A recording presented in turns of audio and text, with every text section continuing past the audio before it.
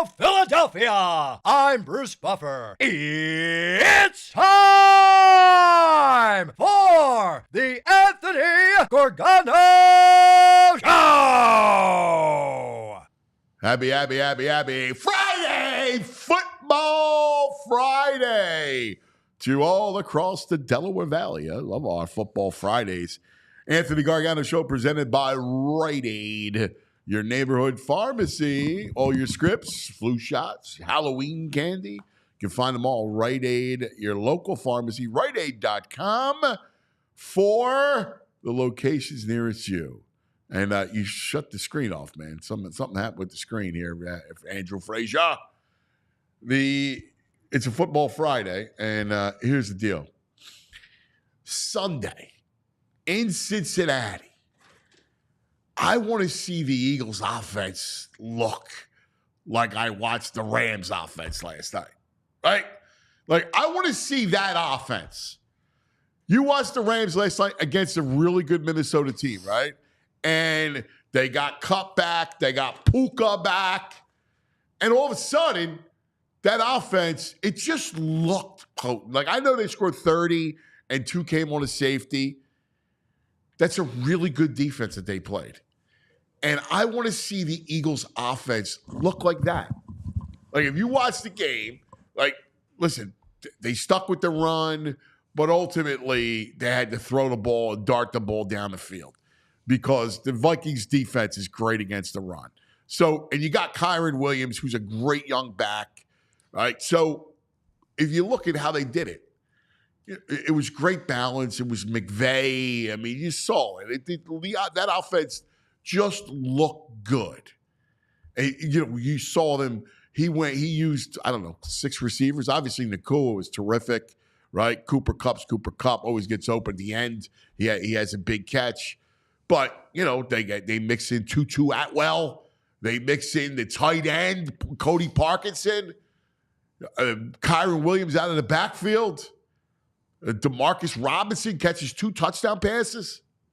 Like, that's this Eagles, the skill guys on the Eagles, you should be able to do that. You should. You should be able to deploy this offense and have it look similar to what the Rams look like. In my head, in my mind's eye, that's what I'm expecting the Eagles' offense to look like. And quite frankly, it really hasn't looked like that at all. I mean, I know the opener in Green Bay against Green Bay in Brazil, it looked good. And again, just from the eye test, that was okay.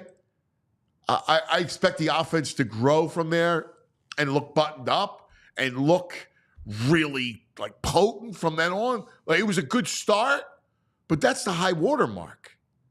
Like, the offense looked like that high water mark, and it was the first game of the season. I know no AJ, and no AJ cripples the offense. I get it.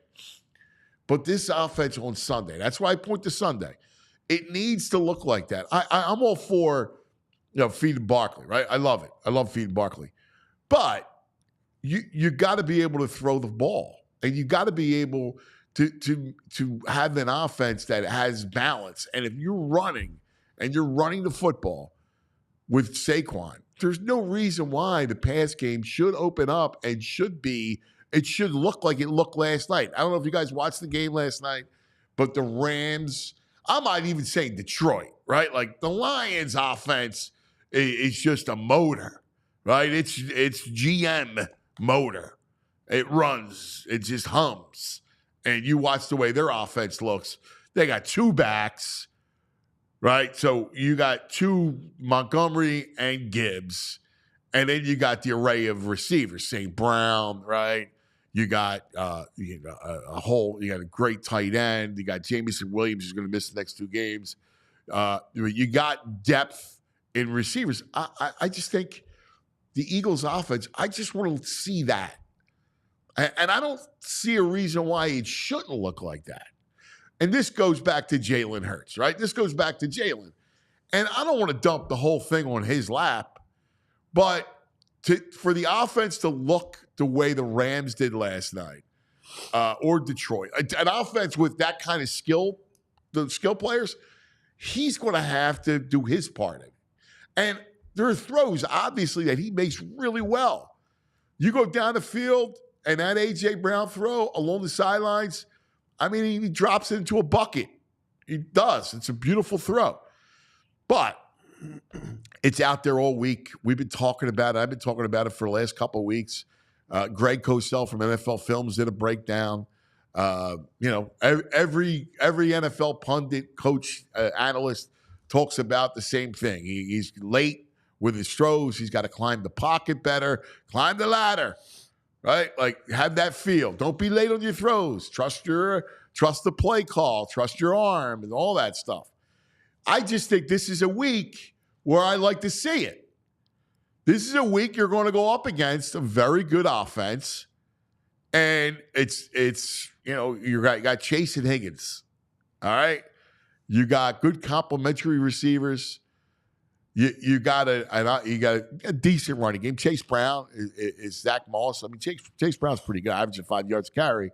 But look, they're more complementary, kind of offense, a complementary back. But that offense is probably going to put up some points. I want to see the Eagles' offense match it. I want to see that.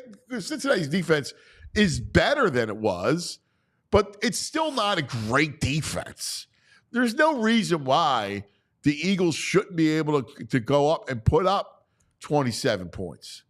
I'm not asking for 35. I'm asking for, give me 27. 27, you're in the game, you probably win. All right, as long as your defense doesn't get riddled. Then, let's see what happens. But I want to see this offense click, because here's the thing. There's going to be moments in the course of the season where you got to put together a big drive. You got to get into a shootout. Like, that happens. That happens during the course of a year, during the course of a playoff run, where you got to be able to lean on the passing game and not just low percentage throws along the sideline, but over the middle of the field. The shallow crossers. How about a deep post, right? We haven't seen really a lot of that. I'm watching, and look, it's not all on Jalen, and part of it's on Kellen Moore too. Like, you got to be creative with A.J. Brown. You got to move him around a little bit. I see guys working out of the slot.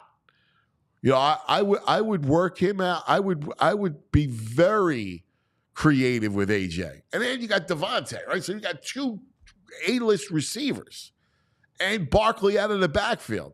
I mean, this offense, there's no reason why it can't look like the Rams. Because I got news for you. The Rams are suddenly alive. They're 3-4, and the Eagles got to go there in a few weeks. All right? And with those two receivers back, Stafford, if you protect Stafford, he'll hurt you. And that's what I want to see from the Eagles offense this week. That's my referendum, right? I look at this game.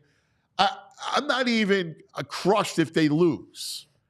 I want to see a competitive game, and I want to see the offense look potent. I want to see the offense look alive. I want to see creativity within the offense. I want to see plays all over the field, not just down the sidelines. That's kind of what I'm looking at. I think that's fair. I always try to look at it through the prism of fair. Well, I think that's extremely fair. I'm not saying you got to win, because we know the ebb and flow of the league. They just won 2 in a row. All right, so let's see what happens. But against that Bengals defense, I just want to see some points. I want to see the offense click and move. And then let's see what happens. Then maybe you steal it, and next thing you know, you're sitting at 5-2, sitting pretty. Big game. It's a big game, especially thinking about what's going to happen wild card. I know Jaden Daniels is practicing Washington. I would be shocked if he played. I would think it would be the height of foolishness to force him into the lineup. But if Mariota is able to beat the Bears, Washington has a good lock on the division if the Eagles don't win. So there's a lot of this is kind of begins the portion of the schedule where teams separate themselves.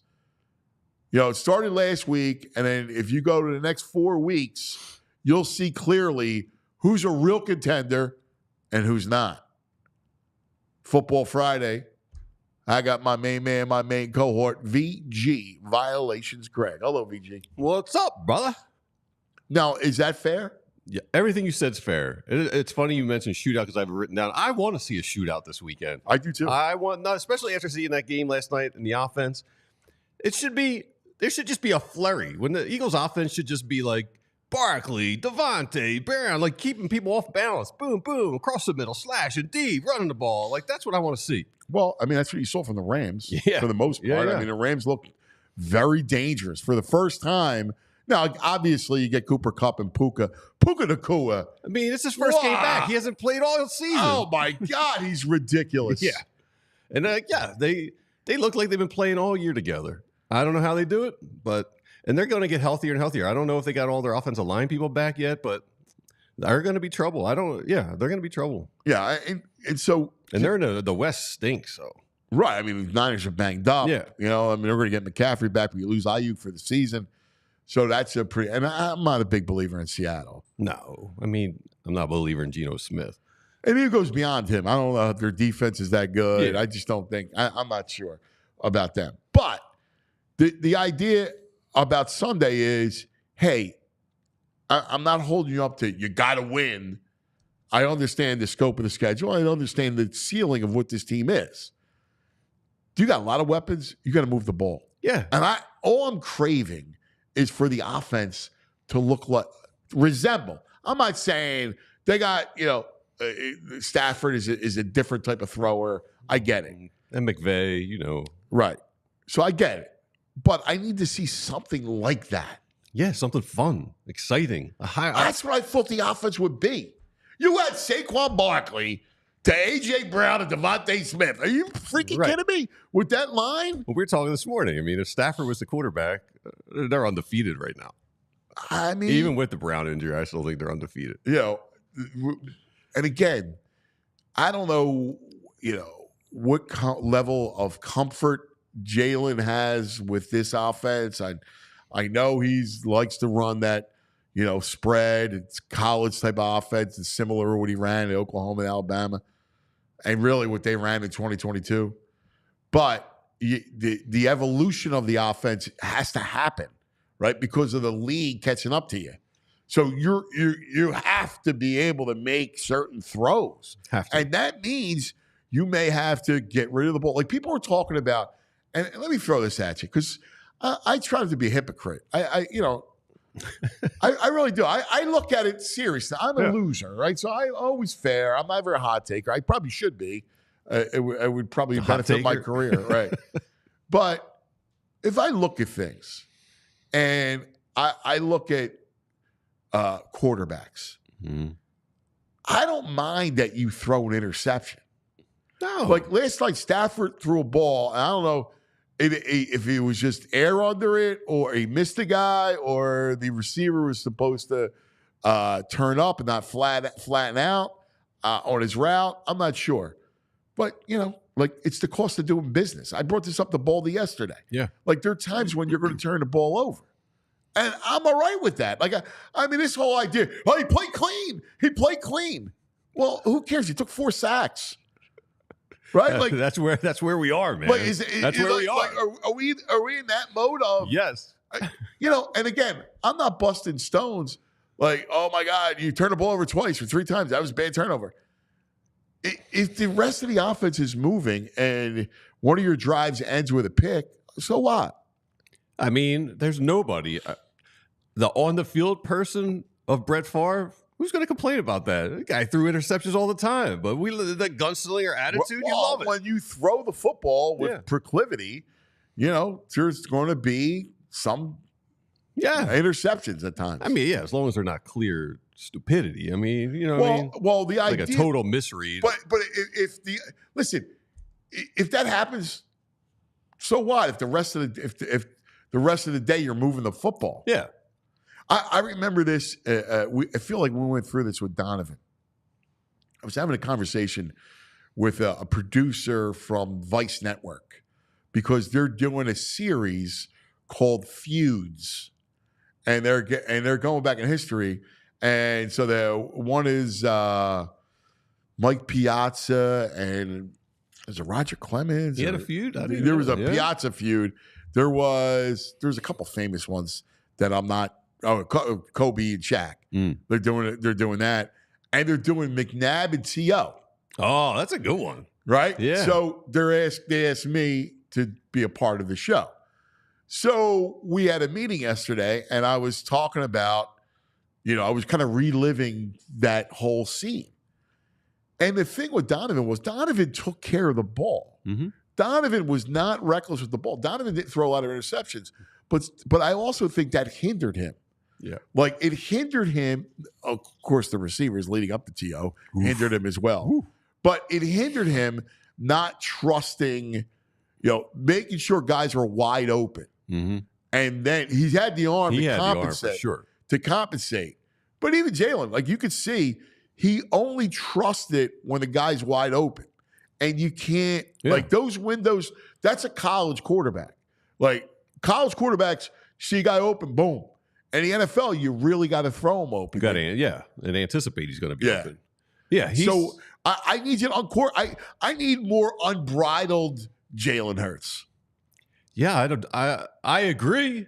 Is he capable of it? I don't know. I want to see it. I mean, I like to see it. I like to see it, and I'm going to promise now. If I see him throw the ball because Cincinnati's scoring and he's got to throw the ball, I don't know, 28 times. Yeah.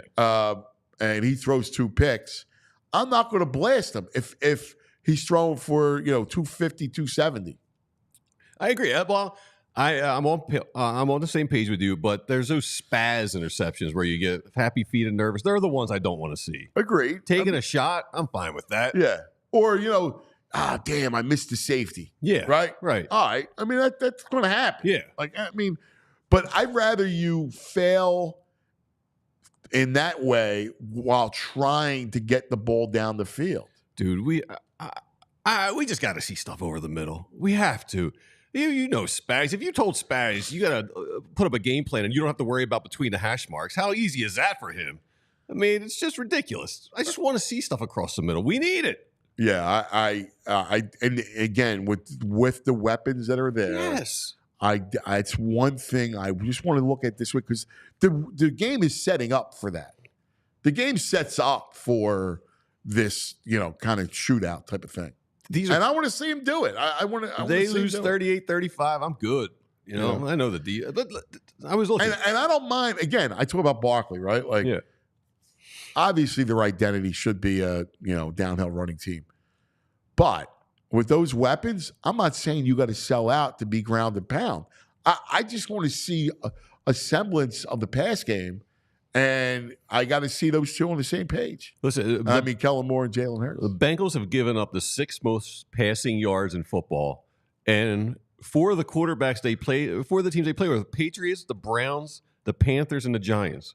They're not good quarterbacks. No. And they face bums, stiffs as quarterbacks, still giving up the 6th most passing yards. Yeah. So Jalen should have a 300-yard game. I think the Ravens. I think they played the Ravens. The Ravens and a Commanders. So Lamar threw for 7,000 yards in one game. Yeah. He's out of his mind Come right on, dude. now. I got a good stat here. Don't ruin it. Yeah. You're ruining my narrative, bro. Because come on. I hate stats. Come on, man. You know I hate stats. Come on. Because those if you build your argument through stats, it's straw. Straw. You see like a straw field in November? Yeah. No, I don't. I'm in the city. I don't see straw dude, fields. I hear you, dude. Look where I'm at now. Yeah. I'm in the middle of straw fields. I visited you once. Tumbleweeds rolling through town. Oh, my God. It's terrible. It's absolutely terrible. All right. Lots to get to. Sixers back in action tonight. Woo! They play Toronto tonight and the Pacers on Sunday. I'm going to be locked in on that Pacers game. The Pacers game's at 3:30 on a Sunday afternoon in the middle of the NFL. Why would you schedule a game early? Like, it's October. Why schedule that in the afternoon? We should put a poll up of how many people are going to tune into this game on Sunday. Red Zone or Sixers Raptors on Sunday? Well, it's 3:30. Now, the good news is the late games are they're brutal. Yeah. I mean, I was looking yesterday. I can't believe they were late games. If Jaden Daniels, because if Jaden Daniels doesn't play and it's Mariota versus Caleb Williams. I mean, And the other 425. we'll watch it because it matters. The other 425 game is the Panthers and the Broncos. How is that a 425 game ever? I don't get that at all. The other 4 o'clock game, Saints Chargers. Junk. I'll throw the poll up now for You'll Sixers throw the and- poll up now. Who's gonna I'll throw the poll up now for Sixers and Red Zone. Frazier does an English accent and an Irish brogue so well. I every morning we talk about the show. I actually I kind of push him to give me the accent. Yeah. That he does. I don't know why I love it. It's a comforting accent. It's a good accent, yeah. I for sure love it.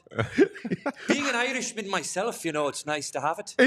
And you know what's great? The Irish brogue is greater than the British lilt. Yes. I love the British accent, but even the Irish brogue is Irish brogue. I don't know what but it connotes like sunshine. Oh yeah. Or it connotes like happiness. Goodness. Yeah, I don't feel know why. Like grandpa or Yeah, stew. yeah. Like There's pint of almost Guinness. like a comfort to it. Yeah. You Scottish at all? The Scottish is too I like the marbly. Scottish. Yeah, but It's so hard to. it doesn't have the same, I don't know, connotation that the Irish brogue has. Yeah. Right? Can you That's do true. Scottish? Oh. Scottish is too marble-mouthed. Right?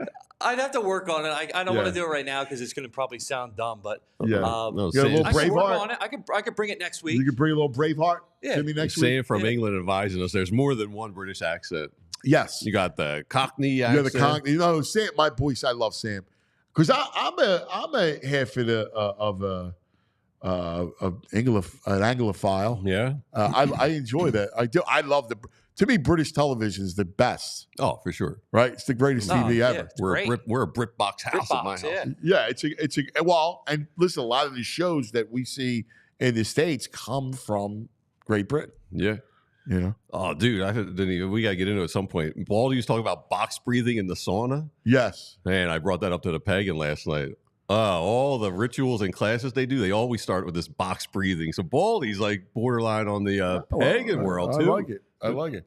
My wife stumbled onto the video that we had with Baldy talking about he doesn't eat vegetables and corn is no good. So my wife Tamara goes, I'm going to take dietary advice from that guy. I go, he's Baldy. Yeah, he's a I said, superhero. come on, babe, he's Baldy. Superhero. She's like, I don't think so. You know? And you shouldn't either. Right off the bat, she hit me with, you Corn's shouldn't bad. either. I know. All right, lots to get to today. Busy show. Zach Berman, Z Berman. We'll run all this Eagle stuff by Zach. He's coming up next. And then we visit with our friends from the Rothman Institute.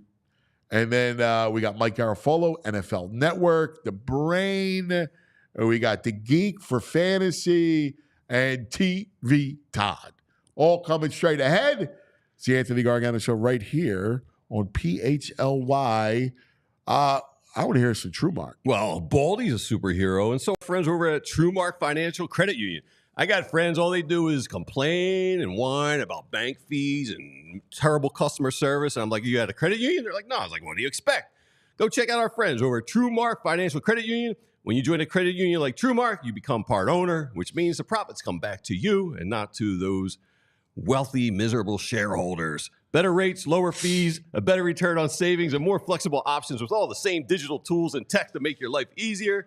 Trumark's got local roots, are headquartered in Fort Washington with 24 branches in the Philly area. They serve our community and our people right here at home. Becoming a member of a credit union has way more benefits over being a customer at one of those big banks. It's a total no-brainer. So head over to trumark.com/PHLY to learn more or to find a branch near you. That's trumark.com/PHLY. Federally insured by the NCUA. All right, buddy. Ace is the place for the helpful hardware folks and your home, right? So not just going to the hardware folks to get stuff to bring home. They're helpful in your home. I discovered this. Ace Hardware Home Services. Wow. Amazing. I had an issue with my heater air conditioning unit. It went, in one of those deals, crapped out. So it was like a blazing summer and a cool, cold at night over the recent weeks, right? So I had to check it out. Winter's coming. So we contact Ace Hardware Home Services. They come in. It was Mariano and Matt who come in. What a job. Like in the unit, it was an upstairs unit. They had to go through the attic. They had to cut a hole in the roof. It was a whole big thing. And if I told you, it was amazing because last night, everybody's comfortable sleeping, right? For the first time in a couple months. It was comfort upstairs. And they were so easy to deal with. They walk you through the steps, everything you need. And they plan it out perfectly. They're clean. Tremendous. I mean, I can't tell you enough that if you have any of these jobs around the house that you need, like a leaky pipe, any of this stuff, at Ace Hardware Home Services, we're around the block with everything you need to fix it, including the person to do the fixing. All right?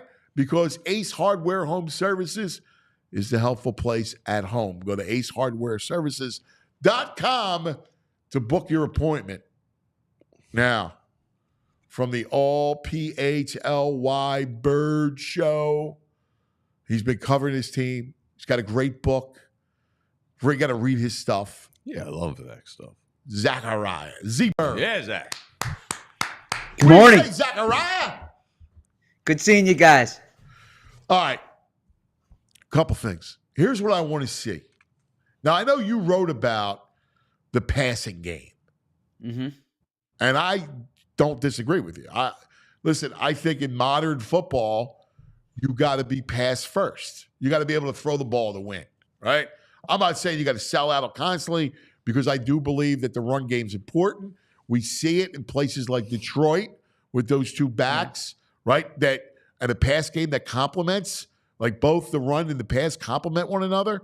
And so you need a degree of balance. And when you got Saquon, I think you certainly can't shirk the running game. However, when I look at the pass game, and I was saying this to VG, what I want to see Sunday is I'm not even judging them by a W or an L. Like ebbs and flows in the schedule, I get it. But I'm expecting them to throw the football down the field because I think Cincinnati will score. And I want to see the offense look like the Rams offense from last night. All right? You look like now they get Cooper Kupp and Puka back, and you got Kyron Williams. You got a tight end. I get it. The guy that's hurt. But I need to see a semblance where it looks like that. Fair? Yeah, that is fair. And that's a good point. And I appreciate the way you framed it because I think you're absolutely right. I don't like to debate run the ball versus pass the ball. You need to be able to do both, right? Like this team's not going to be a legitimate team in January if Jalen Hurts is not passing the ball effectively. But Saquon Barkley's here for a reason. To your point, Cincinnati, I know what their record is. That offense can flat out score. They can get up and down the field quickly. And I don't think you can go into this game expecting to win 17-14, right? I think the Bengals are a team that can put up points on you. And so the Eagles are going to have to keep pace, and it takes scoring to do that. I should say it takes passing to do that. So I think if you look at what the Rams did last night, certainly, the Rams have these two stud wide receivers back. The Eagles have two stud wide receivers. The Bengals have two stud wide receivers. When you have that type of situation, you got to pass the ball effectively. But that said, I think the Bengals front can be run on. We've seen that this year, and I would imagine Saquon is going to have another good game as well. Yeah, and that goes back into the point of balance and what you see. Like Kyron Williams is a terrific back, and obviously Montgomery and Gibbs, the best tandem in football. There's no reason why that you shouldn't be able to throw the ball off the run game. Like I do believe in feeding the run game and then how that can help your pass game just because of the natural. They're going to have to bring a safety up, and it's about the numbers, right? It's Like that stuff of football, I don't care what we talk about, plays, analytics, all this stuff. It always comes down to how many guys you got in the box. No, you're right. And look, there are teams that are going to start to say, we want Jalen to beat us instead of Saquon beating us. I think they've already done that. And if that's the case, and that's what Cleveland tried doing too, right? And if that's the case, you look at A.J. Brown's numbers this year against man coverage, they're through the roof. You need to trust that Jalen can find A.J. in man coverage. I think they need to get more layups to Devontae. They need to get Devontae involved in the game earlier and more often. And so that is all connected. But you are right that this Saquon needs to be a big part of this, and they are going to need to pass the ball. In order for both to happen, you need to be able to sustain drives. 1 of 13 on third down last week was dreadful. They know that, and I always get asked how can you get all these guys involved? You get all these guys involved by having more offensive plays, right? The more plays you have, the more guys can touch it, and so in order for that to happen, you can't have empty possessions. They hear it. They hear the first quarter. They hear first drives. They hear all that stuff. Where are they at offensively in your mind? Like where do they think they're at? And obviously I'm sure Jalen right now is starting to, he's a smart guy. He hears, hey, I got to use the middle of the field. I can't be late. Greg Cosell came out with a whole breakdown. You saw that. Like you got to be able to get rid of the ball. You got to trust it. Yeah. So it's a good question. Where are they at offensively? And I think like they're kind of doing this balancing act between trying to figure out how you can win now with the way, Jalen's playing. You have to adapt to the way Jalen's playing.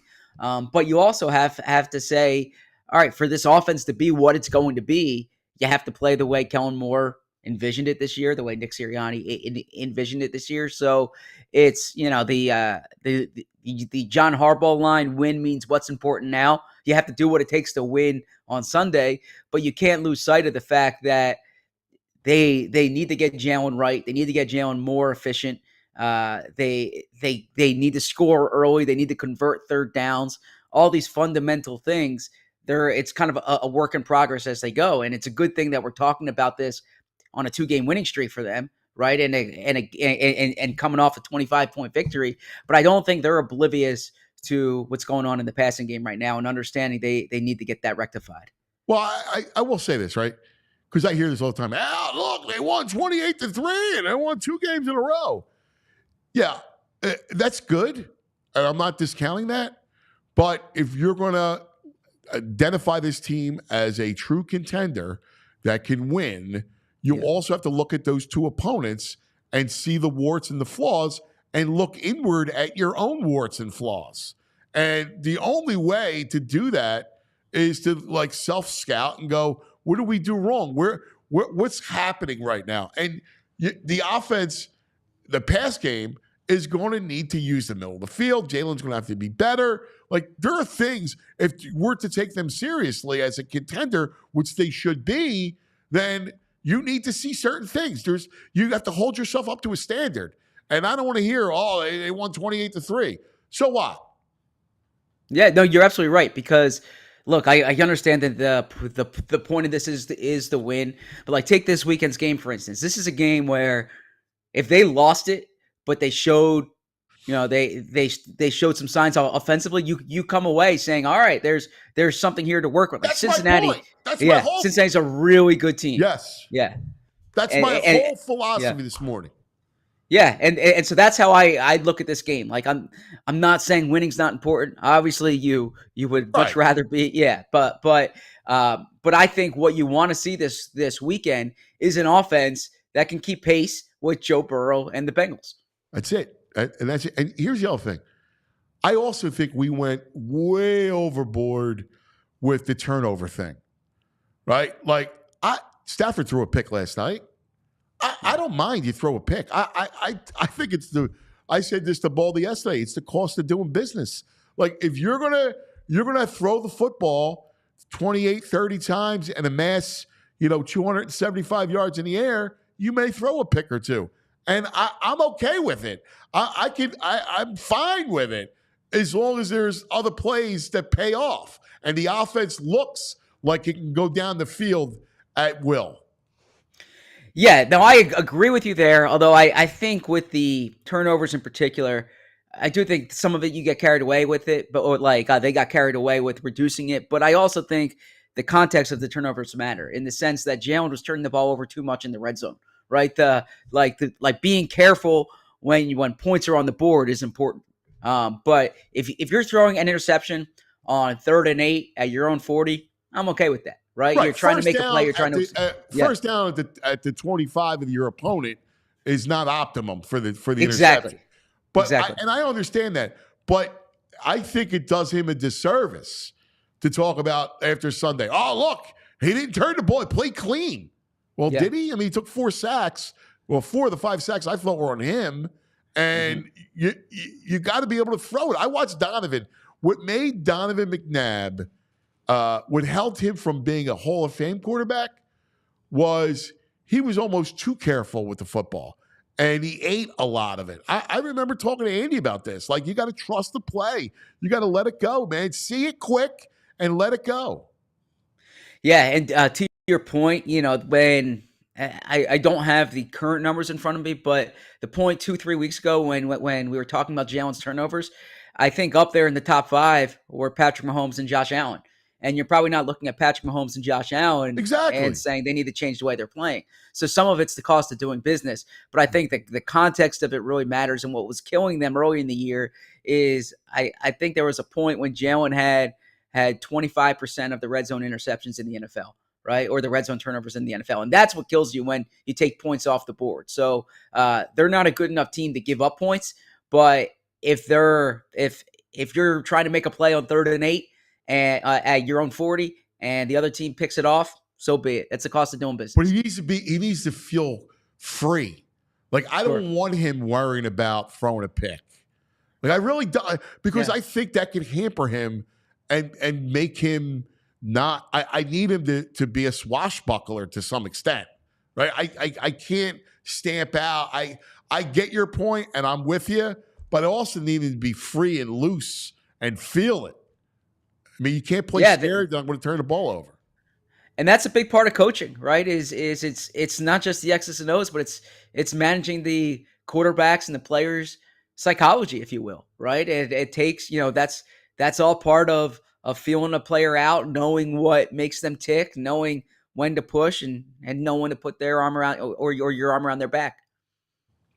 Hey, Zach, you in your piece you mentioned about Ben Van Sumeren. What I get is like a little fullback action. He seems to really enjoy it. You don't think they're going to go overboard with him, but how do you think he fits into this offense, and what do you think we see out of him in the next few weeks? Yeah, 2 of Saquon's big runs the other day were with Van Sumeren blocking. I saw Baldy getting excited about it. I'll defer to Baldy on the fullback evaluations, but yeah, I mean, I think Van Sumeren, if you look at his background, really good athlete, right? He went to Michigan as an offensive player, transfers to Michigan State to play linebacker, but like his athletic testing coming out was off the board. Like that's why he was signed as a UDFA, not his linebacker ability. The reason he made the team is because of his athletic ability on special teams. During a practice and training camp, they had him run a route, and he looked natural out there, right? And so I think this is an offensive package that you'll continue to see more and more. And even speaking to him, he thinks that there could be times when he starts running routes out there that he's used in the passing game, because this is something that they could do. And there is some versatility to his game. Frankly, it's funny. He's being kind of framed as a two-way player right now. The two-way player for me with him is special teams and offense, because he's not getting in on defense right now. He can help you more as a fullback than he can as your fifth linebacker. A fullback with hands. I freaking love it. Yeah. All right. I love it. All right. Here's what I'm curious about. The defensive front. What are you smelling for Sunday? Because look, the one thing I know is the constant. I love the young cornerbacks. I do. I love Mitchell and I love DeJean. I love those kids. I think those kids are legit. I feel good about them. I need pressure up front. And the only one that I know there's only one thing I believe when it comes to the front, that Jalen Carter's a player. That's the only thing I can say. No, yeah, I'm definitely with you on Jalen Carter. I think Vic Fangio's done a really good job with the defense during these past few weeks. I'm not totally buying that, as Nick said, their mojo's back with the pass rush. I think a lot of that had to do with the two opponents they played. Now, that said, Cincinnati's offensive line is beat up, and you can get past them. But Joe Burrow's been getting rid of the ball quickly, and Burrow he does a real good job back there too. There are times when he holds it, but he's very efficient at getting rid of the ball. So I think that it'll be a little more difficult this week. I think as far as what I'm seeing Nolan Smith getting better. I think Josh Sweat's been having a good year. You finally saw sacks the past 2 weeks, but I do think he's been getting to the quarterback this year. Even if you just look at his pressure rate. I'm excited about Nolan Smith. He's catching your eye, so I'm hoping that he takes another step. I still need to see more from Bryce Huff. I understand last week was an encouraging game. I still need to see more consistency from Huff. And then in terms of the interior guys, you mentioned Jalen Carter, but I think they're getting some quality steps from Moro Ojimo. I think he's doing a good job getting there, and you're seeing him in that role more than Jordan Davis, obviously. And they're also getting some pressure from the backers. I think the Kobe Dean's showing you something from a blitzing perspective. Yeah, he loves to run that zone blitz. I agree with you. I think Fangio is just a pro, and he'll get you to be, quality. He'll get you to be good, right? Like I kind of see that. All right, how do you analyze it? Like, give me the game. Give me what you see. Look at your crystal ball. Yeah, I mean, I really like this Bengals offense. I think they can put up points. I think that it's gonna look a lot different for this Eagles defense than it looked the past 2 weeks, just because I think Cincinnati's going to move the ball. I'm expecting a better showing from the Eagles offense, but ultimately, I give Cincinnati the edge here. They're favored for a reason. I get the Eagles have the better record, but I think this is a tough matchup going up against Burrow, going up against those receivers. Cincinnati needs to start playing better. So I think the Eagles keep it close. It's what, a 2.5 point spread for a reason. But ultimately, I'm going with the Bengals by a field goal here. Oh, hey, just one thing, Zach. Sidney Brown, he looked all right, I thought, last week. Yeah. What do you think his role is going forward? Well, Sunday he's playing against his brother. Yeah, Chase yeah. Brown. So I have something. I'm glad you asked that. I have something coming up on all PHLY. Partly about Sydney. I have like a notebook from the week, and I have some stuff there from Sydney. To answer your first question, the role there, they want to get him more involved in defense, but this is the thing, and Vic Fangio alluded to it this week, is that if you put him in, you take someone else off. And right now, with the way the secondary is playing, who are you taking off? So you can play some like heavy dime packages and have him on the field in that, but the reality is you're not sitting either of your safeties. You're not sitting obviously the Gene, right? And so maybe you play these heavy dime looks with 3 safeties, 3 corners, and you get Sidney Brown on the field in that package. But I think right now he's a core special teams player who has some value, certainly as defensive depth, but they really like him. And as Anthony said, this is a really big weekend for him, for his family. He gets the scouting report earlier this week, and he sees his face on it, right? It's obviously not his face. It's his brother Chase. It's his brother Chase's face. But like, that's how surreal this was. Those guys, they talk every day. They try to put a halt on it this week, but Sidney says like he knows he knows his brother's entire game. He knows how to get into his brother's head. Nice. If you guys are familiar with their story growing up in London, Ontario, bouncing between homes and shelters, and enduring a lot to even get to college at Illinois, much less the NFL. It's a really cool story. You'll hear about it on the telecast, but I'm looking forward to watching both of them. Yeah, it's a great story. I look forward to reading yours, as always. The great Z Berm. Thanks, buddy. Have a good weekend. When you leave it for guys Monday. Actually, my brother's getting married Saturday night, so I'm flying out Sunday morning so I can get to the wedding. So let's hope there's no flight delays. But I had to be there for my brother's wedding. Of course you did, man. Family first, man. Without a doubt. And you're not missing anything in Cincinnati. That freaking that chili. Skyline chili. Big fan. Yeah, overrated. Chili. That is overrated. Overrated. I am with you there. They make white spaghetti noodles. Yeah. And then they throw the thing. Get the hell out of here. I remember going, when I was the first time in Cincinnati, I was covering a Reds game or whatever. And it was like in the early 90s. And they're like, you got to take the Skyline chili. I didn't care for it. I didn't like it. And please stop killing pasta. I'm with you there. Overrated, Skyline chili. Yeah. That and Primanti Brothers in Pittsburgh. Ugh. You don't like the French fries in the sandwich? They use white bread. They don't even use a roll. That's roll. True. They use white bread. Yeah, I can't eat a sandwich with white bread. I mean, come on, stop. I'm with you there, actually. It's terrible. Yeah. All right. Thanks, bro. Appreciate it. Talk to you guys. All PHLY birds. He's probably a chicken parm fan. Z-Berm. Whatever. But that's Skyline chili. I people can make some good chili, but I don't know that place. I think it was overrated. I'm not a big chili guy myself. No, nah. On a cold day, I like a stew. I'd rather go stew. Yeah, I'm a soupsman. Yeah. I like both. Chili and stew. They do two different things. One sticks. The chili sticks to the bone. Okay, I could go with that. Yeah. I mean that's good. If you make it right, I feel you. All right, we have our guy.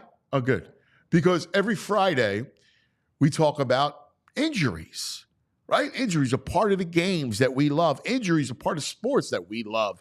We're weekend warriors, right? We love playing ball. We love still doing it. And things happen. Things, knees, elbows, backs. I mean, you name it, right? Things happen. Especially at our age. Yes, things happen all the time. So each week, especially with sports, we like to take a little visit from our friends at Rothman Institute. I love Rothman Orthopedics. Rothman Orthopedics, they saved my Achilles. I'm forever grateful to Rothman. And joining us is Dr. John Salvo, who is terrific, an orthopedic surgeon for the Eagles medical staff. Man, he's been an associate professor of orthopedic surgery at Thomas Jefferson University. He's consults with the Phillies, assistant team physician for the Flyers. I mean, he's fantastic. Dr. Salvo, good morning. Hey, how you guys doing? Hey, before we get into it, I got to ask you a question.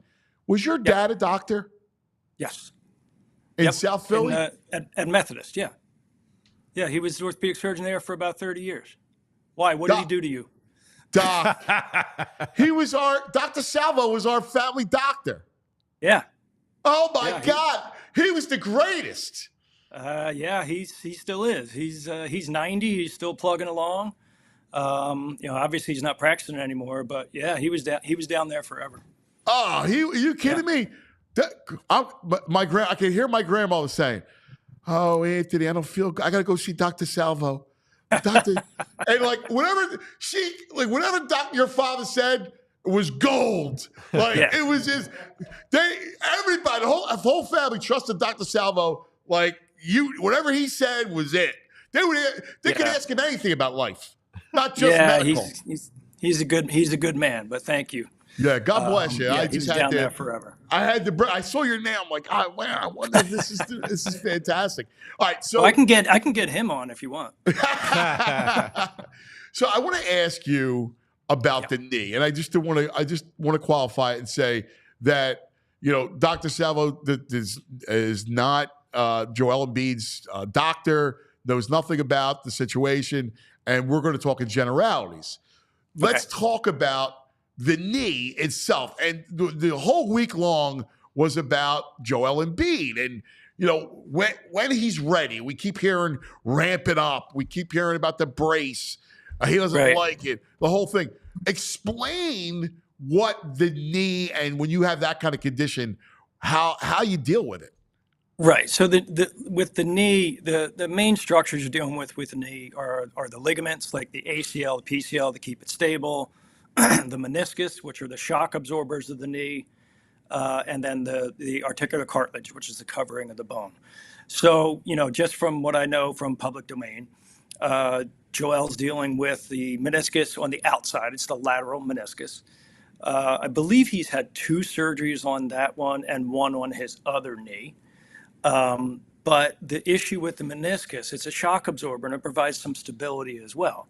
So when you get a tear in it, then they can have pain, their knee can buckle and give out, they have swelling, and then you have a massive elite athlete in Joel who puts a lot of pressure over everything anyway, just because of his size and the way he plays.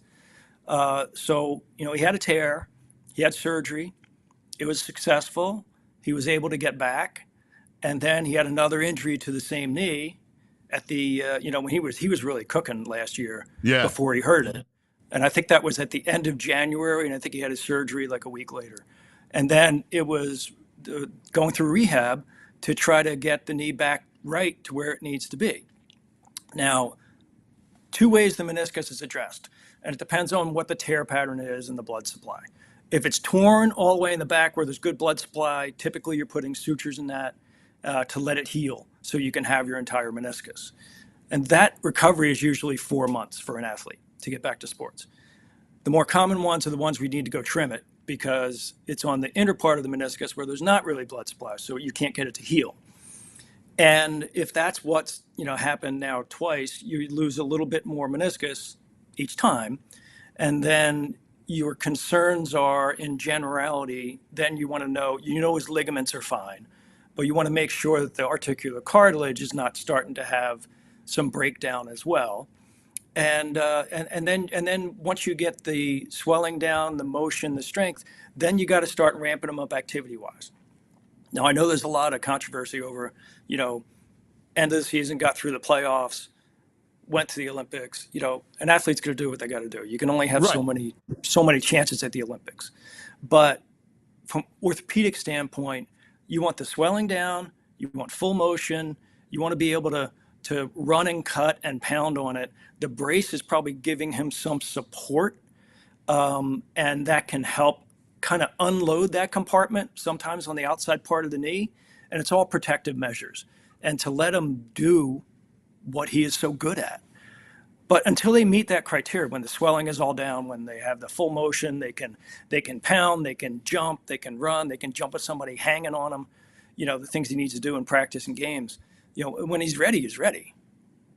So is there a greater risk for re-injury?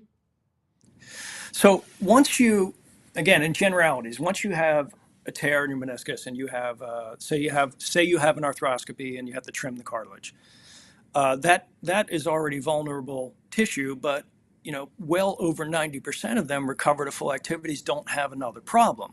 But when you have another problem, and if it's in the same area, you're starting to scrape a scab again, and that's why you have to go just clinically, not only just with repeat MRIs, make sure everything looks okay, but clinically, how is he doing? How is he responding to treatments? Sometimes when people are having recurrent symptoms, then if anti-inflammatory medicines aren't doing it, bracing isn't doing it, then there's all kinds of different injectable treatments. Not cortisone, but more things like platelet-rich plasma or stem cell therapy, things that were not available in the States like in the 90s. Yeah. And that are available now. And those things do help. But, get the details of his case, you'll never see the details about what they're doing. I mean, the Sixers medical staff, I know them. They're fantastic. They're all about making sure the athlete is healthy and back when he's healthy. If the worry is a lack of cartilage, is there? I'm sure the advances. Do they do artificial cartilage for the shock absorber? Yeah, but that's a really more of a salvage procedure, and you're not typically going to do that in a high level athlete that's still in their career. That may be something down the road when he's done playing, that if he's having issues, they may consider that. And there's a whole bunch of different factors that are just kind of tough to go through in a few minutes. But that not typically during their playing career would they consider that. again, speaking in generalities, and we know this term a lot, load management is Yes. for something like this injury, or when we talk about the knee, that sort of thing.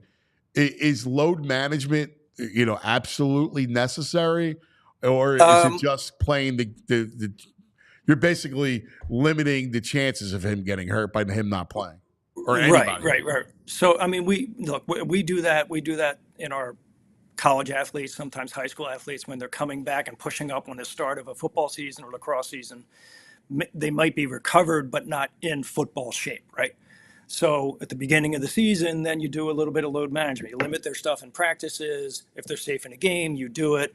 This is the same kind of thing. You're using your clinical judgment on how the athlete is responding to the treatments, what he's telling you his knee feels and what it looks like.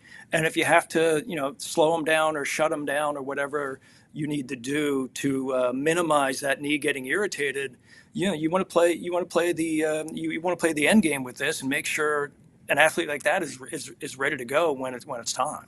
Yeah. Is there, especially when it comes to back-to-backs, just because all the pounding and then you come right back the next day, Right. makes Right. sense. And then the back-to-backs also with travel, some are home and away. And, how does that affect how does air travel affect our bodies like that? I've always been curious about that.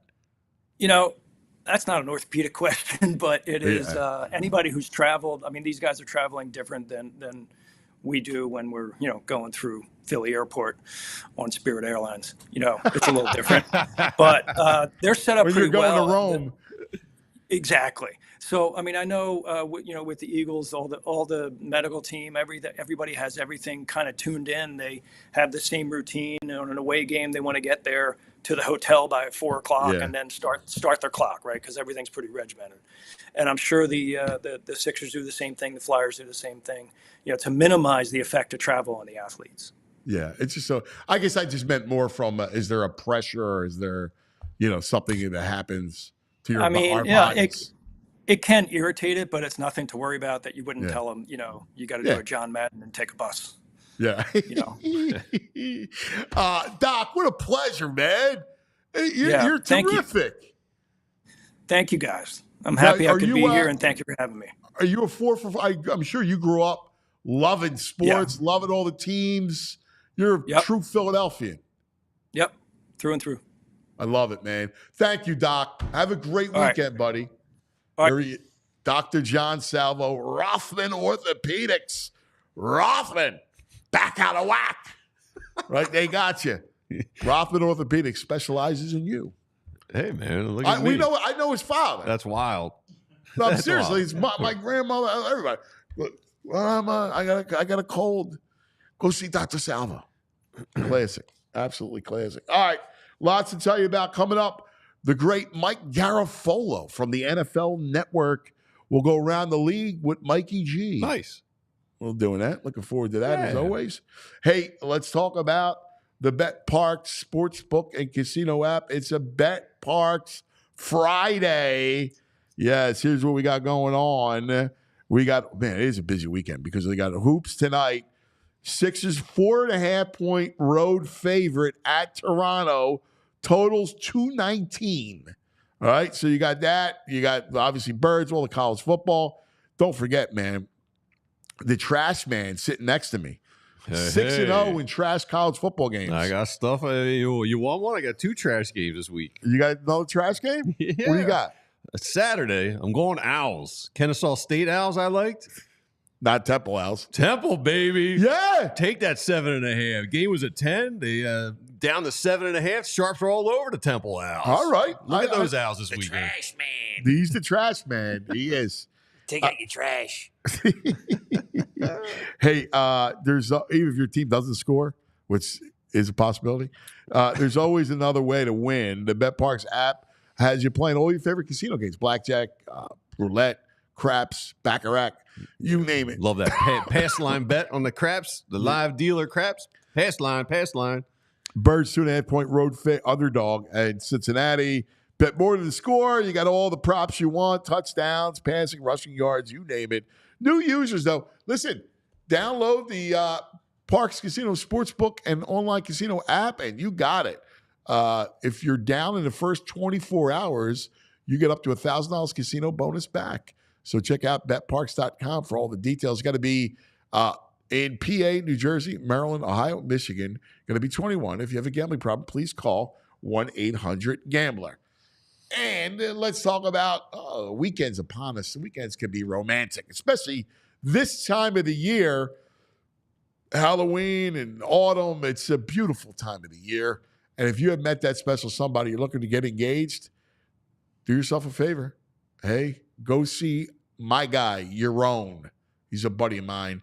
He owns Golden Nugget Jewelers right in the heart of Jewelers Row in Center City, 8th and Chestnut. Go see your own. I've sent scores of guys there. They love it. I tell you, there's always a happily ever after story, which is a beautiful thing. You met that person, you know, I'm going to get engaged.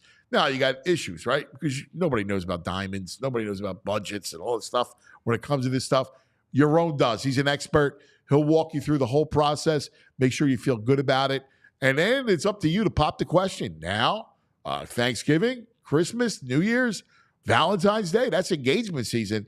And for all gifts beyond the engagement ring, make sure you go see Golden Nugget Jewelers. They got it all, man. You need a jeweler, you go see your own, goldennuggetjewelers.com, where Philly gets engaged. It's good to have someone you can trust. I remember when I bought a ring, I had no clue what was going on. Quick poll update. I did the red zone and Sixers. Red zone is winning 60% to 40%. I'm surprised 40% going to watch that. It's a slop, you know. All right. This portion of the program brought to you by TrueMark Financial Credit Union. TrueMark.com/PHLY to see the credit union difference. Now, joining us, we love this point every Friday. He's the best, man. One of our guys at the forefront of the NFL. He is, of course, South Philadelphia's own Mike Garafolo. Mikey G! What's up, buddy? Mike, do you remember Dr. Salvo? Oh, say it again? Do you remember Dr. Salvo? I didn't realize that was a round of applause for me. I thought I was having some audio feedback or something. No, man, you get applause, buddy. Here we applaud. Do I remember him? I was watching him a couple of seconds ago. I need him. Can you bring him back? Do you remember his father? Hey, he's got a whole routine down. No, I need him back, though. I got a little neck thing going on here, and I'm trying to. Problem is, I can't reach it. Like, you got to kind of, you know. Oh, that makes it worse. That might be a Bobo one. Mine's got an extender I can attach to it to hit the middle of the back. Oh really? I gotta get that one. No, this one was, my wife bought it. I don't know how much it was, but it does the job. It's a lot better when it's right here or something I can get to on a leg, you know? Or the hoof. The leg, the hoof, you know. How about a leg? How about a wing? All right. Big, always a big weekend. Are the Rams back? I mean, they looked. How about Puka coming up? He's amazing, man. Two teams I never quit on this year. Two teams. The Rams and the Bengals. We'll get to the Bengals in a second. No, just the way that I was talking to a coach who had just been there within the last couple of years, been on Sean McVay's staff. They were 1-4, and he's like, don't quit on that team. They're going to make a run. They did it last year. They're going to do it again. And it was, I guess, a little easier to predict this time because you knew the injury situation. You knew these guys were going to – and they still have guys that they're going to get back here in the next couple of weeks. So, yeah, I'm not that one didn't surprise me. It doesn't surprise me. It's not, I mean, they're not there yet. They still have some tough games to come up. But they've got some winnable games too. So, you know, they at Seattle next week. If they win that one, they're 4-4. I think there's like the Patriots are on there. Do they have the Eagles coming up? Yeah. They do have an Eagles game. Yeah. So there's like, I think they got the Bills too. I looked at their schedule last night. I'm like, you know, I've seen worse around the league right now. I know. I kind of look at that. How real? I was surprised to hear about that report. And how real was it that the Chiefs were looking at Cooper Kupp and it was close? The Chiefs? Yeah. No. The Chiefs were specific to DeAndre Hopkins. But the Rams have had conversations. That's why I only ask you, because I trust you. I don't trust all these bogus reports. So with Hopkins, it's first of all, it's the Titans were – once the Titans said we're going to eat some money, then that all of a sudden hit the gas on that trade. And his body type, his catch radius, red zone like these are the things that they feel like Patrick Mahomes hasn't had consistently. So they're gonna provide that for the offense in addition to the guys that can take the top off the defense. Kelsey work in the middle of the field. Hopkins is outside the numbers. That's where he does a lot of his damage. So now you've got an element to your offense that Kupp would have been, I don't want to say redundant, makes it seem like he's not valuable, but it would have been a little bit redundant, whereas DeAndre Hopkins was an element that they felt like they needed in their offense. So that's why they targeted him. So the Rams were not shopping Cooper Kupp. They're going to tell you no. They had conversations, I believe. Now, I think I saw something about a second-round pick out there, which if you want the second-round pick, you're going to have to eat the money. Like, that's how these things are working right now. The Browns got a third-round pick back for Amari Cooper because he cost nothing financially. They had already eaten the money in the spring when they converted his base salary into a signing bonus. So they had paid the bulk of that. And then what was the other trade? Oh, my God. And what was the other wide receiver trade that happened right then? Devontae Adams. Devontae. I forget that one. Yeah. Which was, listen, last week, two things were lit on fire in the New Jersey area. A Saquon Barkley jersey and a Jets draft pick. Because I still don't understand why they made the move that they made. But yeah, no. But Devontae, the Raiders weren't going to eat money. Yeah, so that's how you're going to see, and we see it every year with this trade. You want more value back. You better be willing to eat money if it's a big contract. You see a lot more moves coming for the deadline. Yeah, I think we'll see a fair share. Now, this used to be a nothing thing, and general managers were holding on to picks. Because you know how, like, every GM thinks, well, I'm the best at drafting and developing out there. So this fifth-round pick is more valuable to me than somebody else.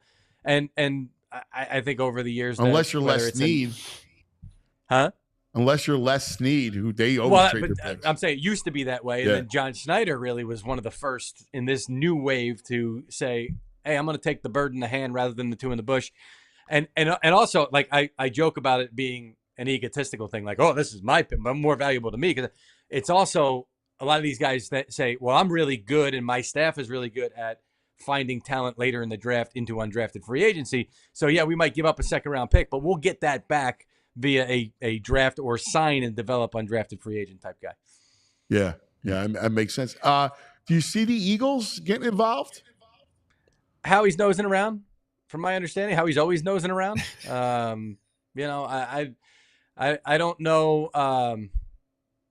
I don't know if he strikes. He'll do something.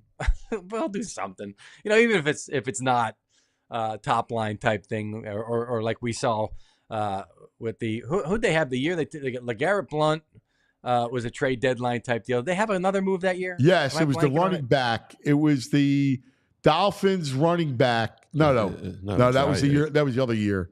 That was what's his name? The fake British guy. Yes, from the Dolphins. Oh my God, he got hurt too. My brain is not working this morning. He was fake. I call him fake British because the accent would come and go. Yes. Hey, Mike, do you think the Buccaneers are going to be looking for a receiver? That would surprise me, just knowing how Jason Light does what he does. Plus, they like Jalen McMillan, the rookie that they drafted, who they got in the third round, but in their mind was a first-round talent because this was a wide receiver heavy draft. So all these guys, like we had so many guys that we talked about leading up to last year's draft. Oh, he's a borderline first, second rounder. And they can't all, I mean, it's just math. They can't all be first, second round picks. So McMillan in their mind was a guy that, boy, we'd love to get him where we got him. And they felt like he can contribute right away. He's got to show him a little bit more. I think they thought he'd come out of the gate a little hotter than he has. So he's going to have to step up. Cade Otton has become a reliable target for them at the tight end position. So just knowing Jason Light and what he does and how he operates, I would lean toward the no, but they're having conversations and they will continue having them. Did the Browns, obviously the two jewels that are that all the rumors around are Max Crosby and Miles Garrett. Did either of them move? I've been repeatedly told from the Raiders building, absolutely not on Max Crosby. Now, The only way that potentially changes is if he puts the pressure on them, because you saw the way that he kind of talked about it and said, he's not here for a rebuild. He's in that prime portion of his career where it's time to compete and win Super Bowls and win individual honors. Now you can have a quick turnaround. You can draft a CJ Stroud type quarterback, and all of a sudden you're in playoff contention immediately. And then the next year you're more than just a playoff contender.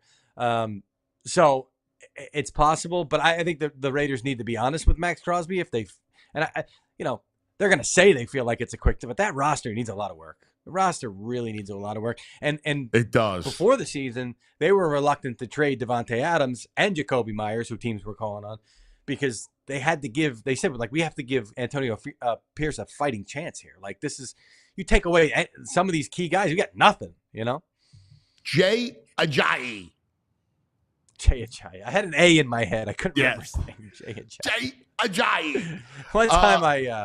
One time I shouldn't say who, but I said something about the accent, and I got a text from somebody who was at the Dolphins in a prominent position there. It was like, thank you for calling out that accent was so fugazi. He didn't say fugazi, but if he was one of us, he would have. It was a fugazi accent. It would come and go. I know exactly what you mean. I'm like, wait a second. He's not Sam from England. Let's get back. So the Lions, will the Lions, try to replace Hutchinson? They'll try. Oh, you asked me about Myles Garrett too. That's a tough one, man. Like, you're really gonna have to knock their socks off. You're gonna have to blow them away. He's still got top level football. Oh yeah, like, he's still doing it too. So that's a tough one. The Lions one. I never got the answer to this. Before I got the answer, the Reddick went back to the Jets, but the Jets potentially could have to give up a second-round pick for Devontae Adams, depending on incentives. And also, if they traded Reddick to an NFC team, then the second-round pick's supposed to go to the Eagles. What would happen if they owed both teams the second-round pick? I don't know how that would. Wow. And I asked that. Ian and I were talking about it. I said, we got to find out. That'd be a great story, even if it never happens. And I forgot to get the final answer. So, that would be interesting. He would have been a decent fit there. He's back with the Jets. He lost a ton of money. I don't know why he did what he did. But Detroit's going to try to find something out there for the right price. It's just so tough at that position. I know.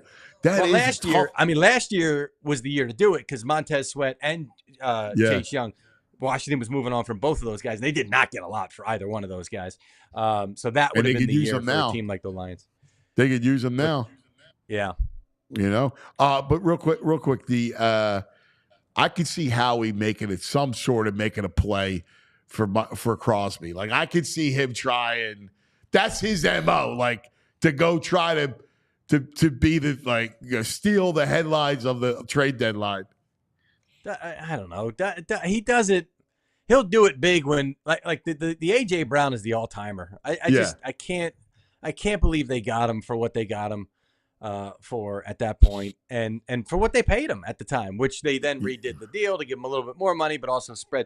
So it's worked out for everybody involved. I don't know. I just feel like this would be, what you would have to give them to get him away. It would be insane, astronomical. It would surprise me. Yeah, I mean, Bryce Huff.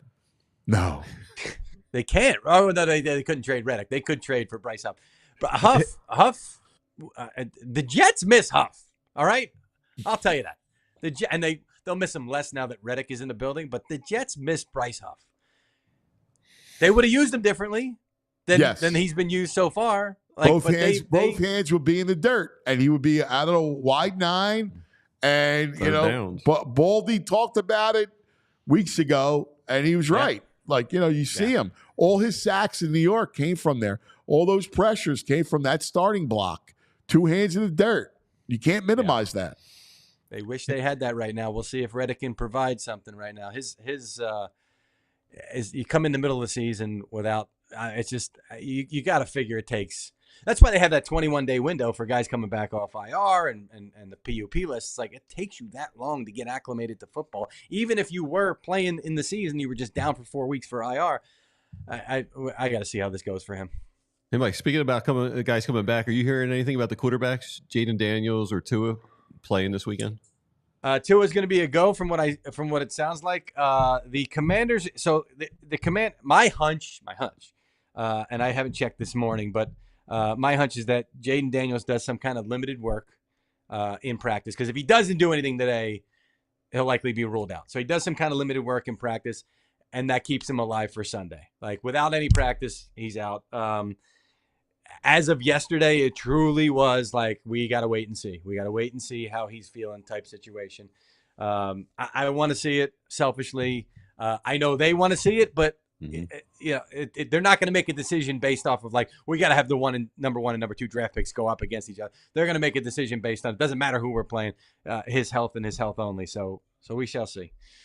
All right, you teased the Bengals as one of those teams that you're not going to give up on, and which I agree with you. Where are they at now, health-wise, and from the big scope of who the Bengals are? Yeah, I think they still – that's a team that should make a move. They'll never make a move at the deadline. It's not what they do. I mean, they've traded away Carlos Dunlap at the deadline a couple of years ago, but they're not an active team in that regard. They should have more talent on defense. If they did, Lou Anarumo would have more to play with. So he's trying his best with what he's got there. The DJ Reader loss in the offseason was a big one, because I know he loved him. But they've got some young guys that they need to come. Miles Murphy that needs to come along. A lot of these guys need to come along. So he's a good defensive coordinator. He gives Mahomes fits. Like, Mahomes is the one's like, oh, I got to play Lou again type thing. He looks forward to the challenge, but it's like he knows that's going to be his toughest matchup.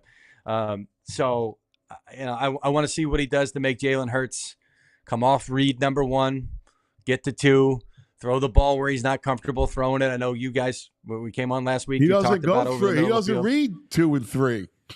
That's the problem. You got to go through your progressions. He's too slow with it.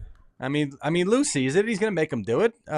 So that to me is the chess match on Sunday. That I'll be watching Jalen Hurts' head. I'll be watching to see if it's moving. And if it's not, I mean, AJ can win these one-on-ones even if he's not open type situations. And it's not like they have the corners where, well, you can't do it against that guy. So there'll be those moments. But in key situations late in the fourth quarter, that's where Lou will show you something all game. And that's what he does to Mahomes. He'll show you something all game. And the minute you think you got a beat on it, he'll flip it and show you something different. I mean, which a lot of coordinators do, but he's really good at it. Yeah. No, he's a great DC. Offensively, listen, Chase, Higgins, and the Eagles, again, pass rush, right? Like, they get it against the Giants without Andrew Thomas. They get against the Browns, whose offensive line completely banged up. Can they get pressure against the Bengals O-line? Yeah, you know what? What's Orlando Brown? I forgot to check on his status for this week here. He was questionable last I saw. He was banged up. Did he practice yesterday? Let's see here. Because he means a ton to that team. Yeah, he was limited the last 2 days, so he'll go. I mean, I know Orlando well. He's a funny dude, man. He's great. He wears this big rabbit tail keychain thing. The father was out of his mind. Yeah. Zeus. I love the father. Zeus was out of his mind. Yeah. So I love Orlando. He's a great personality, man. Great dude. If he's playing, that's a big change in how that offensive line looks, because they rely on him. They lost Trent Brown a couple of weeks ago to that patella injury, which you knew immediately the way he went down, what that injury was. So they trust Orlando to do a lot, which allows them to help elsewhere. So that's a big one for them. So Zeus, the story with Zeus? He would chain snatch. So if you had a chain, he would what? Chain snatch. Like, he would rip you down by your chain. Oh. And then he would be like this. He was out of his mind, man. He forget the face mask. Like, they missed the face mask last night. In the game, he would get you by your chain, and if you had a thick chain, you were in trouble, man. You better take that off. Yeah, the thing I remember about him was, unfortunately, when he got hit in the eye with the penalty flag. Yeah. And the way he lost his mind that day, which was unfortunate. But yeah, that was he was a terrific player. Belichick speaks so highly of the guy. Like you know, if Bill Belichick is bowing at the altar of Zeus, no pun intended, you know he's legit. So are the Cowboys dead? Here's what I was looking at, because you asked me about the Rams, and I'm like trying to piece this NFC wild card. Yeah. I mean, the NFC North is dominating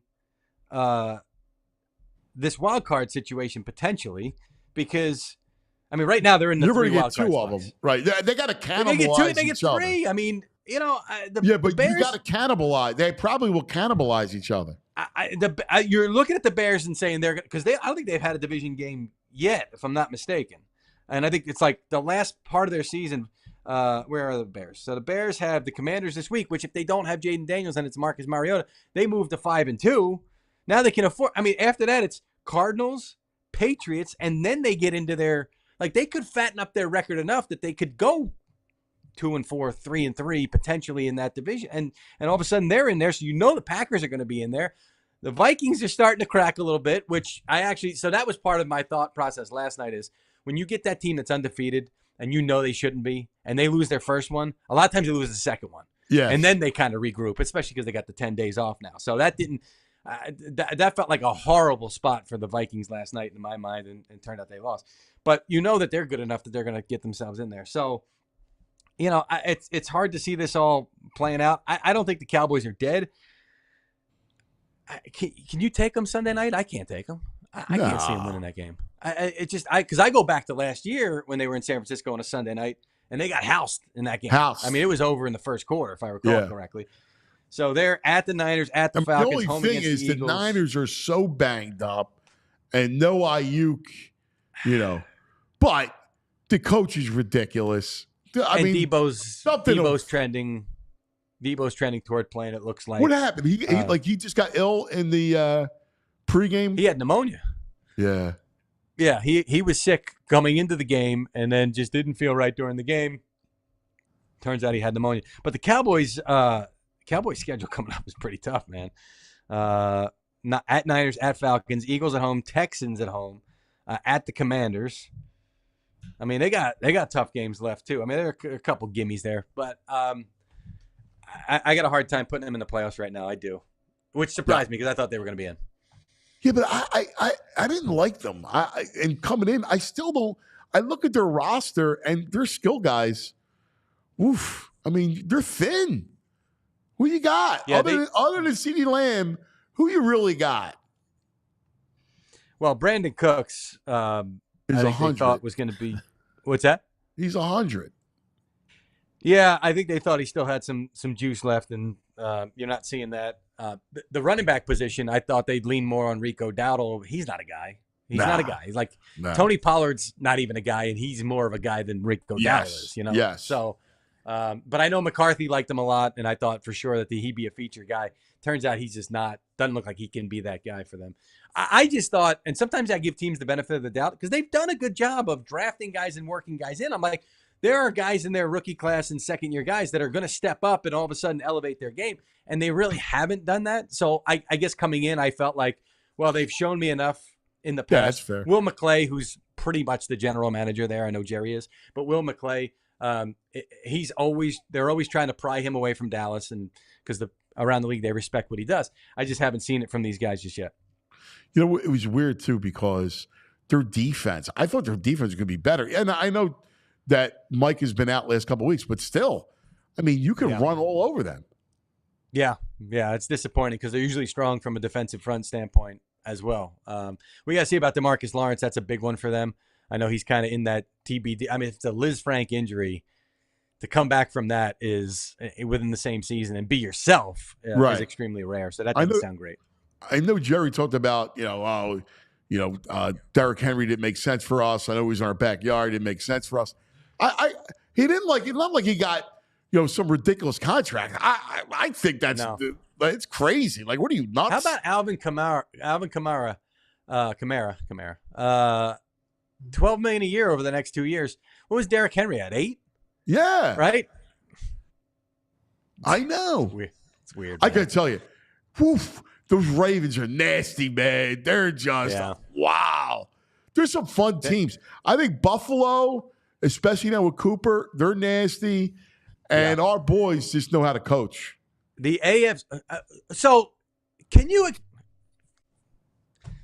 I don't care. Like, it looks like I care. I don't really care. But I can't figure out in my head because they send the odds for, like, here are the odds for Coach of the Year. You see where Andy is? Like, 25-1. He's won one in his career. One. Yeah. And the problem is, it's all about who did the most with the least, right? So the bar is always way too high.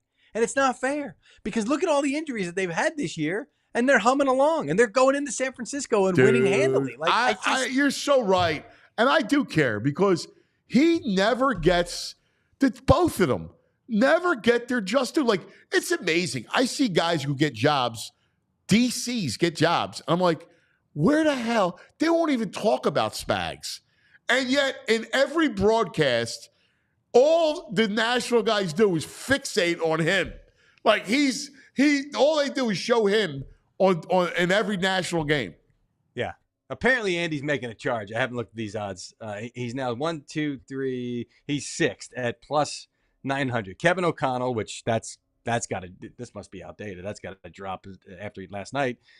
Dan Quinn, Jim Harbaugh, Sean Payton, Dan Campbell, and then Andy Reid. And Mike Tomlin is right behind him, which, I give Tomlin's answer. I love Tomlin. Tomlin's answer to starting Russell Wilson, and he said, that's why I'm highly compensated.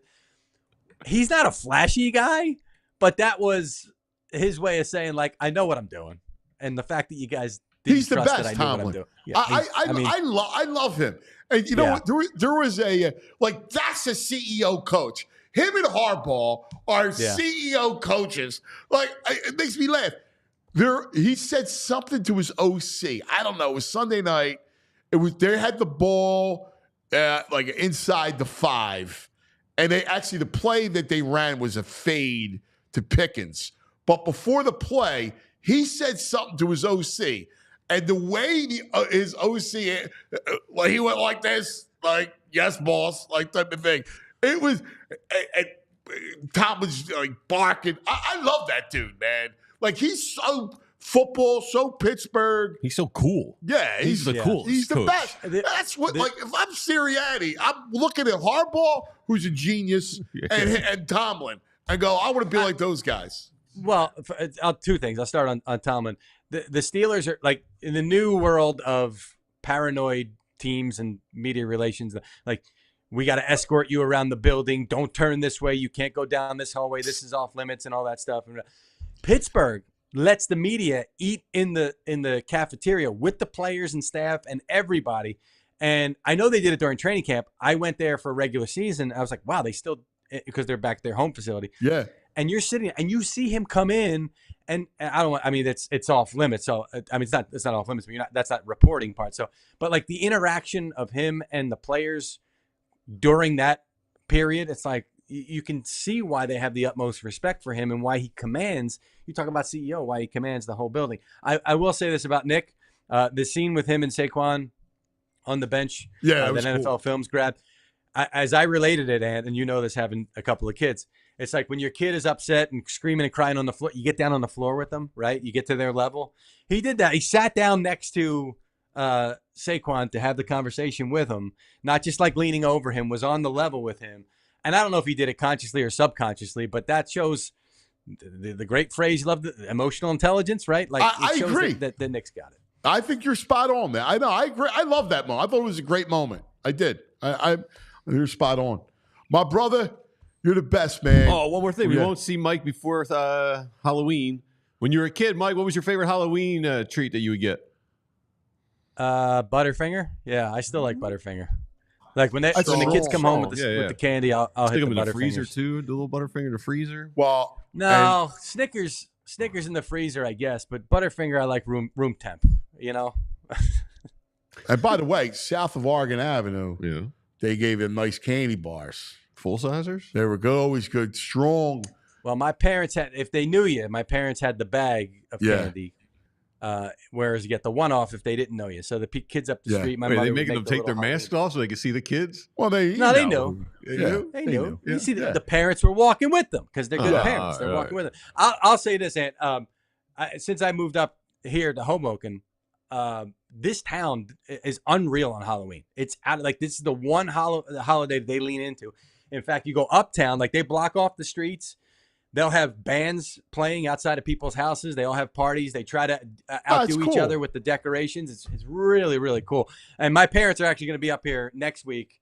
I said, "Are you missing Halloween down there?" No. We want to come see you guys and come see the kids up in Hoboken. So. That's awesome, man. That's enjoy. Oh, last thing. You're spot on with the Let's Go Flyers.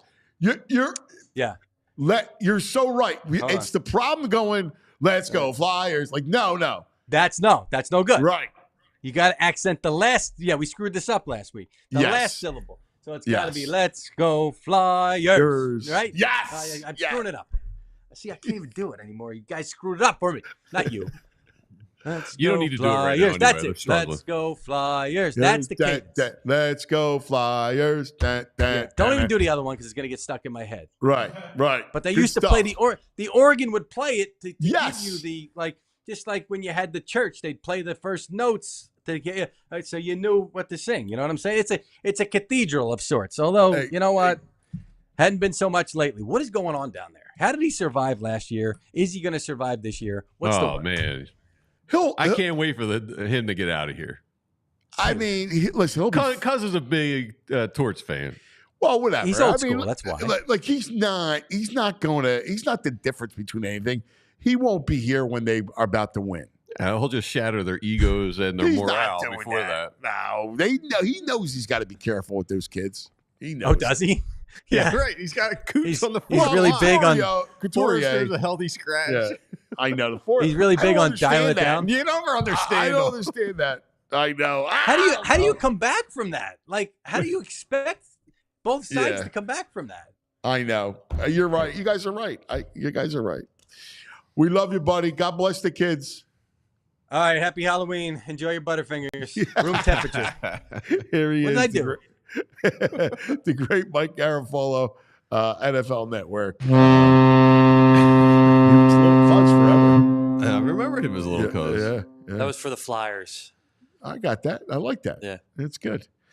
This portion of the program brought to you by the Rite Aid, actually. How about it? Rite Aid, your neighborhood pharmacy. Get your Halloween candy there, your flu shots, all your scripts, whatever you need. RiteAid.com. All right, my man. Now, you got a hat. I got a hat. But yeah. You don't need a hat if you go to Glatt Hair Restoration by Morgenstern Medical. Established by the late Dr. Paul Glatt, now part of the Morgenstern Center under the direction of renowned plastic surgeon Dr. Ken Morgenstern. He's a nationally recognized specialist and among the few surgeons in the country trained in oculofacial plastic surgery. Doctors Glatt and Morgenstern, they had a strong bond over many years. They worked in the surgery room together. They collaborated on some research together. So what makes Glatt Hair Restoration by Morgenstern Medical better? Same peerless approach to care and the same expert team. It's the same unmatched Glatt system. It's under the direction, as I said, of Dr. Morgenstern. He's a member. Each member of this exceptionally trained team brings 30 years of industry experience. And hair restoration is all they do. They don't mess around with any other plastic surgery. Glatt Hair can help during all stages of hair loss with leading-edge treatments for prevention and restoration, including laser light therapy and that non-invasive TED treatment. Each patient receives a complimentary one-on-one consultation to pinpoint your best course of treatment. They have caring patient advocates that work with you from the first phone call to the last follow-up visit. They make sure you're cool and comfortable the whole way through. And Glatt Hair isn't just about restoration, it's about innovation. Their breakthrough treatments really do dramatically change lives. Change your hair, change your life. Bald is now optional. So if you want to improve how you look and how you feel about yourself, Glatt Hair has the right treatment for you. Regain your confidence and visit Glatt Hair, mctr.com, or call 610-980-4000 to get started. Hey, don't forget it's a weekend. You're looking for something to do. Parks Casino, Street Road, Ben Salem. Parks Casino, this is how you win. Pennsylvania's #1 casino.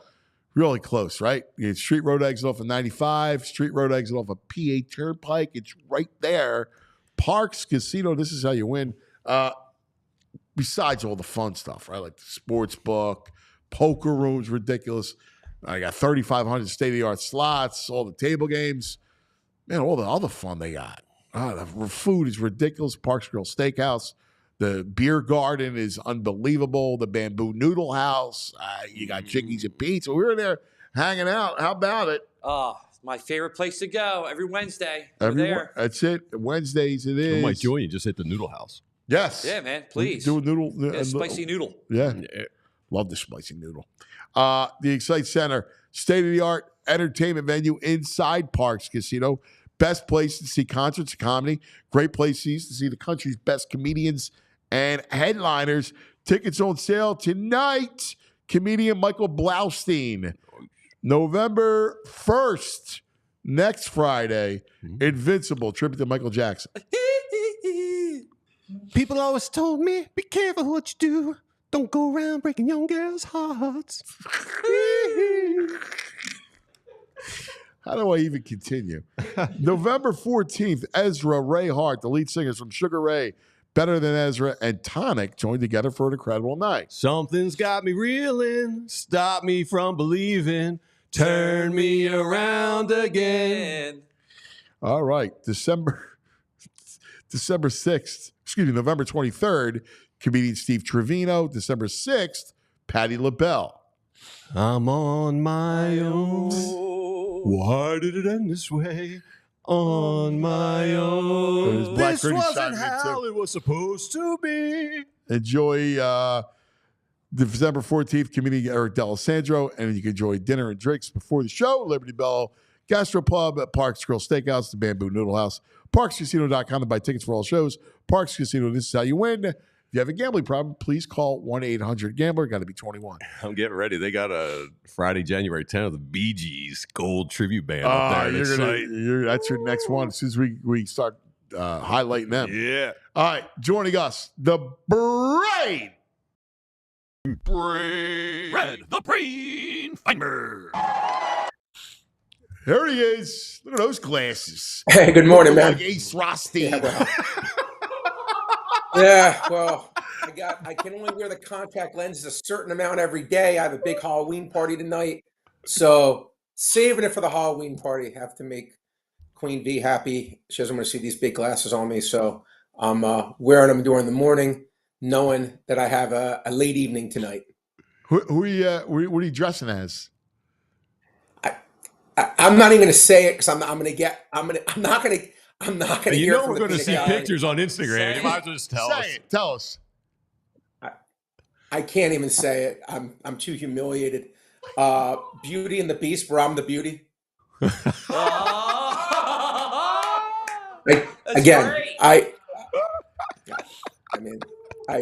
Nothing needs to be said. Nothing needs to be said. Nothing needs to be said. Nothing needs to be said. Man, oh man. Okay. Yeah.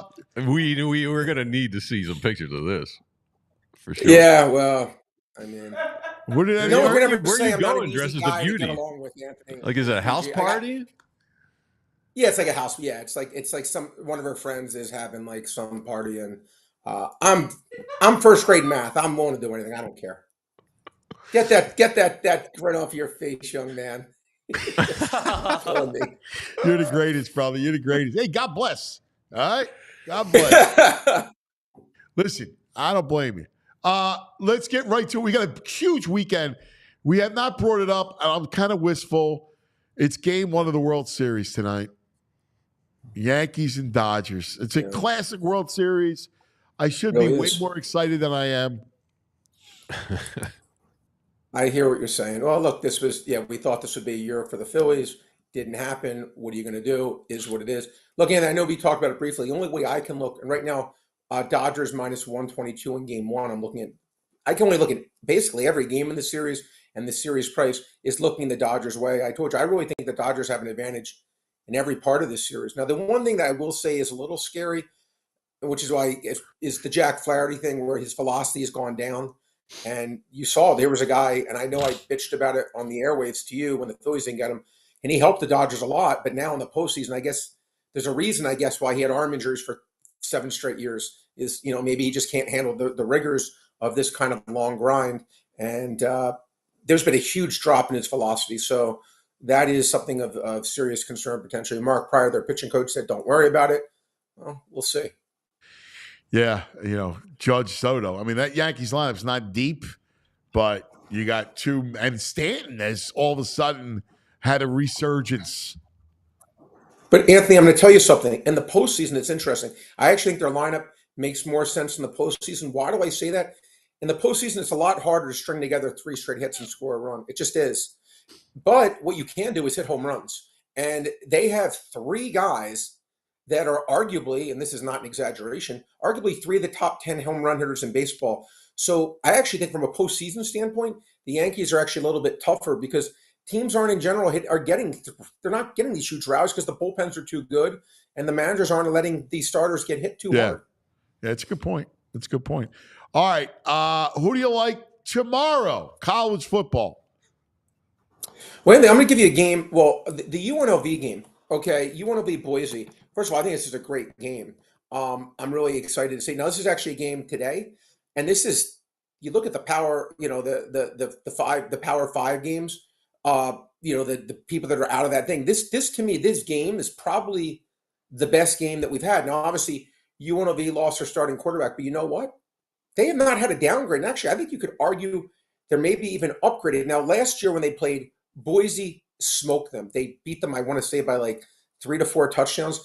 But I like UNLV here. They're getting 3.5 again. We always talk about that extra half point. I think this game, it reminds me, Anthony, we talked about the Rams game yesterday against the Vikings. It's going to be a really close game. So down to the end, it's going to be a 1-score game.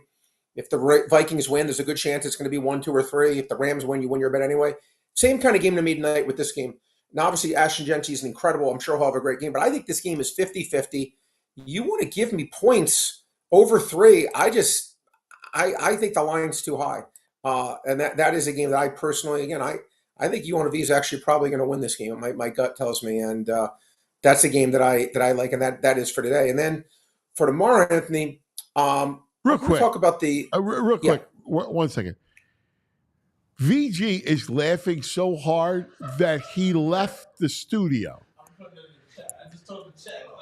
Like the chat is going. What precipitated? Please show him. They're just not used to private classes. Oh no! Listen. By the way, I don't have glasses. I have Harry Carey glasses. Well, you're Ace Rothstein. I am. No, I am legally blind. Can you get me a picture of Ace Rothstein? He's Ace. For everyone watching, just like Ace Rothstein knew all the lines. Here, I'll take off the glasses. But no, I am legally blind. You've heard of legally blonde? I know. Hand on the Bible. I'm legally blind. Without my contacts, I cannot see the big E on the chart. I have like 2,500 vision, I think it is.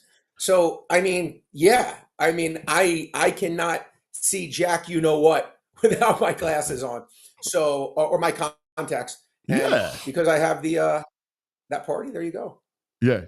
All right. Don't worry about that. Yeah. Don't worry about that. Yeah. There you go. Ace Rothstein. That's tremendous. That is tremendous. But guys, I do have a hard out in 2 minutes, unfortunately. Oh, go ahead. So I run through it. Who you like? Look, I'll give you first of all, let's talk about the Eagles game real quick.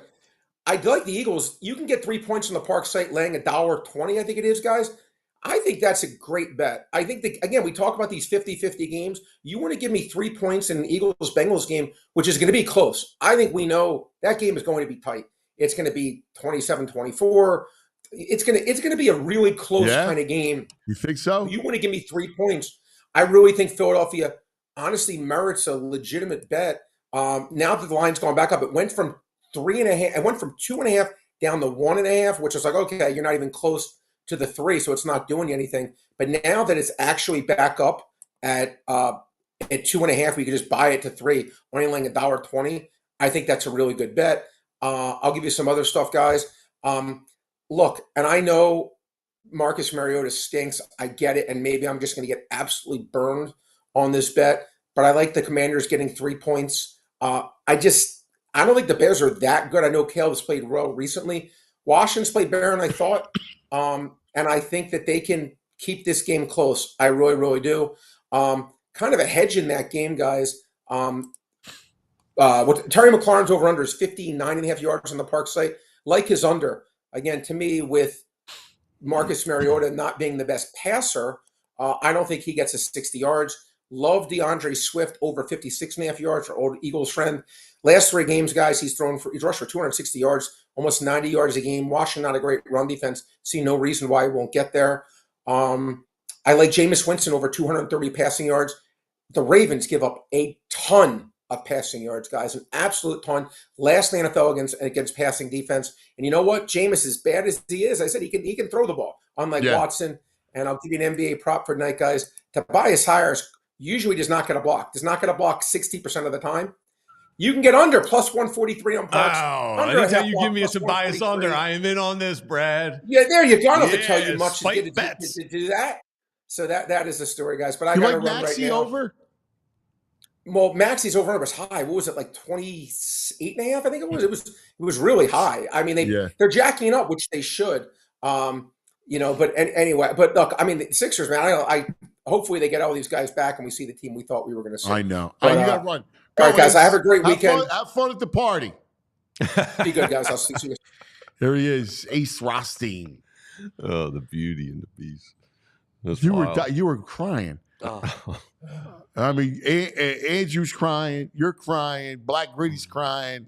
You're leaving the studio. They're saying he looked like this guy on the Trailer Park Boys. I didn't know who they were referencing. I'll pull a picture up. Yeah, put the picture up. He's the best of brain. Awesome. He reminds me of Ace Rothstein. It was John Pease in the chat. He was like, "Oh, he looks like the Trailer Park guy." I was like, "Which one?" I just did a Trailer Park Boys like search, and no, I didn't know what they're talking about. Oh, cuz the best is Eddie Wright. Brain can study DNA up close with those goggles. Yeah, dude. Wow, that's fabulous. That's fabulous. Yeah, someone said Tony the ref. Oh, I love Ace Rothstein. Oh, that's great. DNA comment. That's fantastic. All right, we give you a little betting advice now, some fantasy advice as we go to the geek, from the brain to the geek. Geekus Aurelius. Hello, Geekus. What's up, fella? You know, that last segment, I now need to get some new glasses. I need some new frames. I like the look. You look like a bug. That's the worst thing. I want to come on and go, hey, he looks like Bugsy Siegel. Like compare me. You just get roasted. Gangsters. And I'm going to be like, all right, I've done it the right way. Right, Rothstein, a little Meyer Lansky, whatever comparison I can get, I'll take them. Like a beetle? Yeah, like you know those hornets. Oh, Like, yeah. You got like a hornet head going on. My wife said my head was too fat. Man. I gotta lengthen it up with the glasses. I don't know. Yeah, You got a hornet head. you're the coolest, man. I love you. The geek is a deer. With Hornets the are cool. I thought. I don't know. I mean, a hornet sting go out. You know, it's a good I'll thing. take it. You're the best, Geekus Aurelius. Let's get to it, man. It's fantasy, the whole thing. By the way, I do want to tell you that the Geek has his own app. Of course he would. It's called the Sharp app. And he does the things that you do for the Proptimizer is so incredible. I mean, people got to see this stuff because it gives you a leg up for props and fantasy. Yeah, top-down betting. You know, when you're betting props, you have to have a model really guiding your decisions as one of the first things. That's the first step. Obviously, we're breaking down the game. We got to think about how things are going to go. But having a model to help inform your decisions, that's really the key. I think prop betting is the most profitable way of betting on sports at all. So, And you know what the people love, cuz? The people love the parlays.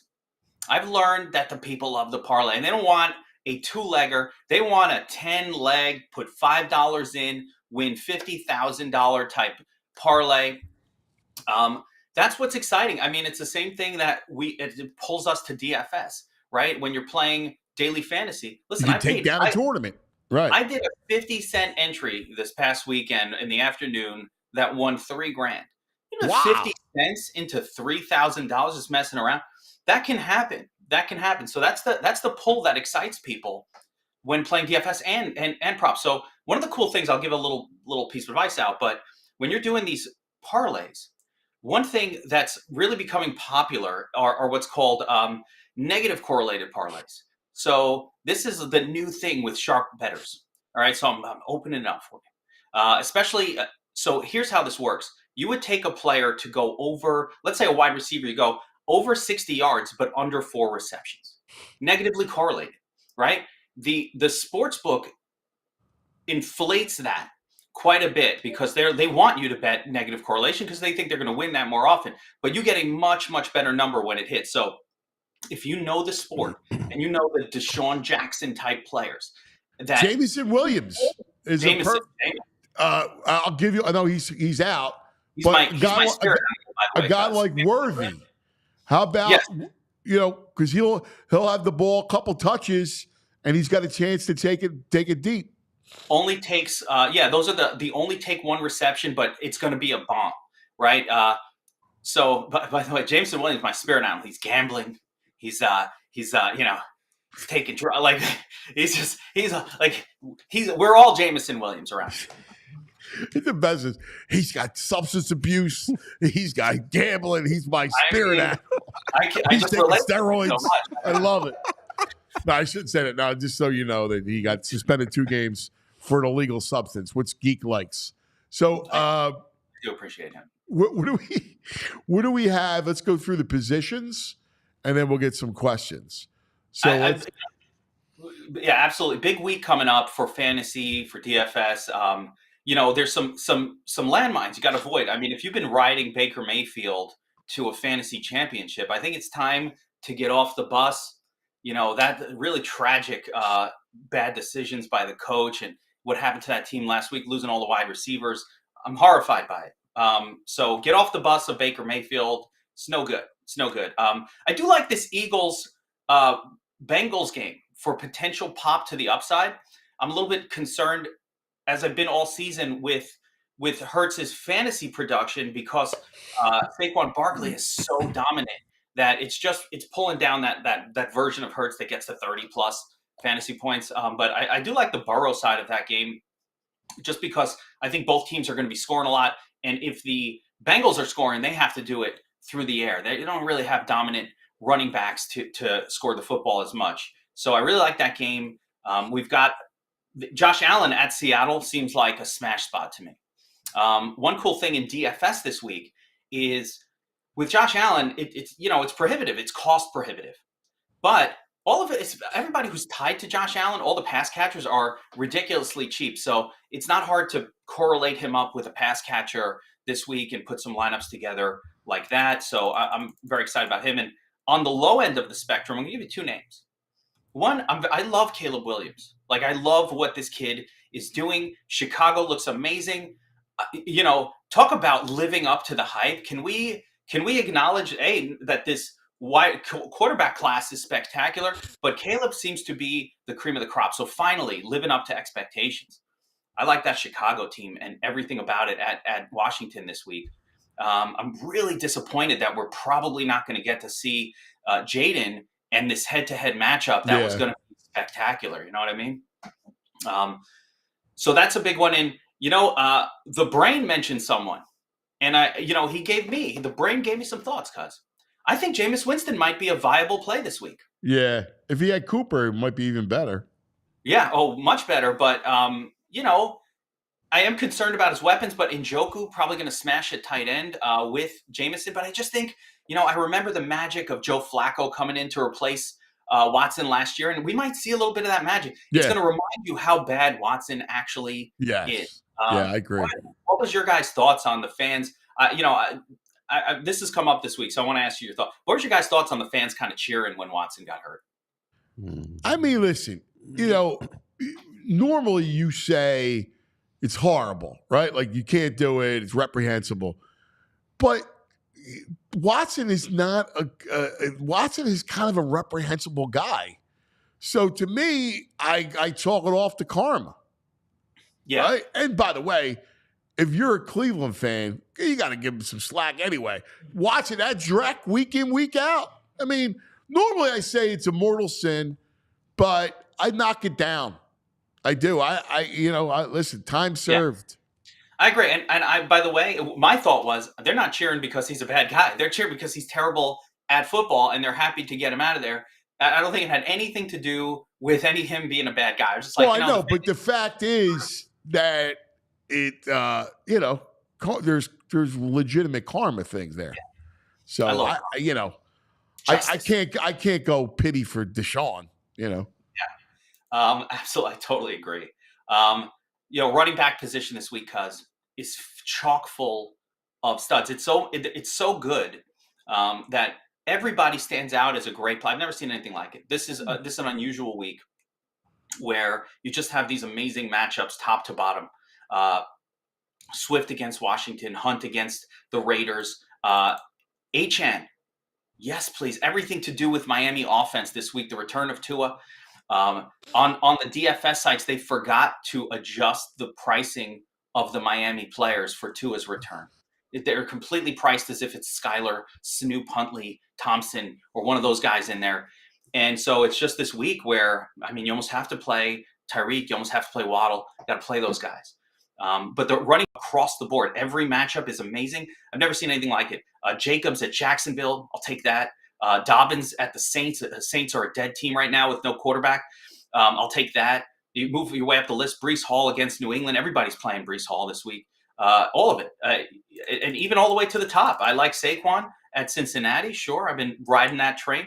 Saquon is the reason you're winning your fantasy football league this year. If you took Saquon, you're in first place right now. Yeah.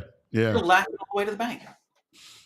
Puka looked good last night. I'm excited for him coming back as well. Yes. The Rams back from the dead. The Rams resurrection. The Rams are going to be good. Yeah, they're going to be scary. You were in my ear yesterday. You don't even know it. I thought of this Rams game, and I said, everybody, the Vikings, the better team, great defense. And Cuz is in my ear secretly going, they're going to win. The Rams are winning this game tonight. I said it yesterday to the brain that it was a Rams play all day long. You could say it. Like you could see. Plus, Minnesota coming off Detroit. Teams coming off of playing Detroit, physical team. You get beat up. You're in a game. Short week, travel. It was a Rams, neon. It was a pizza bet right there. That was. I'm telling you, that was a classic. Yeah. Because I'm gonna nail this one. Rams back against the wall. Minnesota, a little letdown possibilities on the road on a Thursday. It was just, even when they were down 3, they're coming back and they're winning this game, and they did. It was just impressive work. And the Rams are back to life. They're back. I agree. They're back. So how do you fit in a receiver, especially if you want to play Tyreek Hill? Yeah, Tyreek's not that expensive, so that's the beauty of this week. You could get Tyreek Hill. He's priced down incorrectly. You almost have to play him at this point. If we're talking DFS, the only real question with Tyreek is he's so underpriced compared to what he's supposed to do that it's just a question of game theory and all right, everybody's going to have him, so maybe I should just not play him because everybody else is playing him. That's really the only mystery around Tyreek, because beyond that, he's priced in an absurd level. He's priced again for Snoop Huntley at the QB position. They just didn't adjust both sides. So there's also an error on FanDuel this week, which I don't know if they corrected, but they put Dalton Kincaid at the cheapest possible price for a player, and it's just a clerical error that somebody made when they were punching buttons. So there's a couple of interesting little things like that going on for NFL Week 8. I do have some fantasy football season-long thoughts for you guys. Yes, this is what we love. We love this. By the way, I do want to thank our diehards. Guys, you're the best. Can't have PHLY without you guys, the diehards. You mean the world to us, so thank you. All right, Geekus, what do you got for us? All right, so we are halfway through the season. And this is a time where two types of teams need to adjust their rosters. If you're in the top half of the league, and these two teams should be connected, right? If you're in the top half of the league and you have extreme depth. You have extra players. Normally, if you're winning your league, you drafted really well. You picked up some really good players. So this is where you want to target the teams that are 3-5 or 3-4, 2-5. Those guys lost players. They have gaps in their lineup. So the move is, and you know who you are, if you're one side or the other. The 2-5 team needs to be selling top players. Now, we just got back Tyreek Hill, and we just got back Puka Nacua as examples. And even Cooper Kupp, but I'd use Hill and Puka as the better examples. I'm probably doing poorly if I have those guys. So now I'm offering those guys to the top team in exchange for 2 players. So my team has got gaps. I'm losing. I need to win every game. So I'm going and I'm taking Tyreek, and I'm trying to get like a McLaurin Chubb combo back, because I'm clearly missing. I'm not just down 1 player. I'm probably down 2 spots in my lineup. So I'm taking my stud that just came off of IR. I'm offering him out for 2 players back, right? So I could fill out my roster. I got to win. I have to win every single week from now on, or else I'm not making playoffs anyway. And for the good team, you want to start getting rid of your depth in exchange for high-level studs on your team. So I'm looking to trade for Tyreek Hill. I want to add. I don't know about McCaffrey. I don't trust him. But I want to add stud players that are elite, and I'll give you some of my depth. Those are the perfect kind of trades to do about midway, the next week or two. We've got about a 2-3 week window to do this. So don't give up on your league if you're 2-5 or 3-4 or something like that. It's tough. It's a tough spot. You got to make some wins, but you got there because you lack depth. So now that you got your player back, be it Puka or Reek, and by the way, the guys who drafted Puka and Tyreek, they're in last place. Like, you can't make up for that kind of thing. So take those players. Don't give up on your league. And there's a specific person. You want to trade it to that guy who has the extra depth. Don't try to see, a lot of people make mistakes that they don't look at the team they're trading with. They just look at a player. And then they say, I want that guy. Let me offer you this. No, I'm looking at the other team, and I'm saying, all right, he's got so many pieces. He's not even starting, RB, whichever RB it is that I would be starting. So let me offer him. I'll take that RB. You get more value back, but the high place team gets what he wants, which is a stud player that he's going to start every single week. I love it. I love that. What do you got from the chat? Some quickly through here. Laporta or Kraft at tight end? Imagine that's even a question right now. How crazy is that? I think without Jameson, I'll go with Laporta. I'm refusing to get off that train. All right. Wan'Dale Robinson or Jalen McMillan? Wan'Dale, right there. Hubbard or Devontae Smith for a flex? So this is a tough week for Chuba. I'm going with Devontae in that one for sure. And Keon Coleman, Cortland Sutton, or pick up Hardman? Yeah, it's Keon. It's Keon there. I actually think, but you did bring that one up. I think it's a good week for Bo Nix. I think this week we might see Bo Nix looking good against that, terrible Panthers sort of situation. I can see that.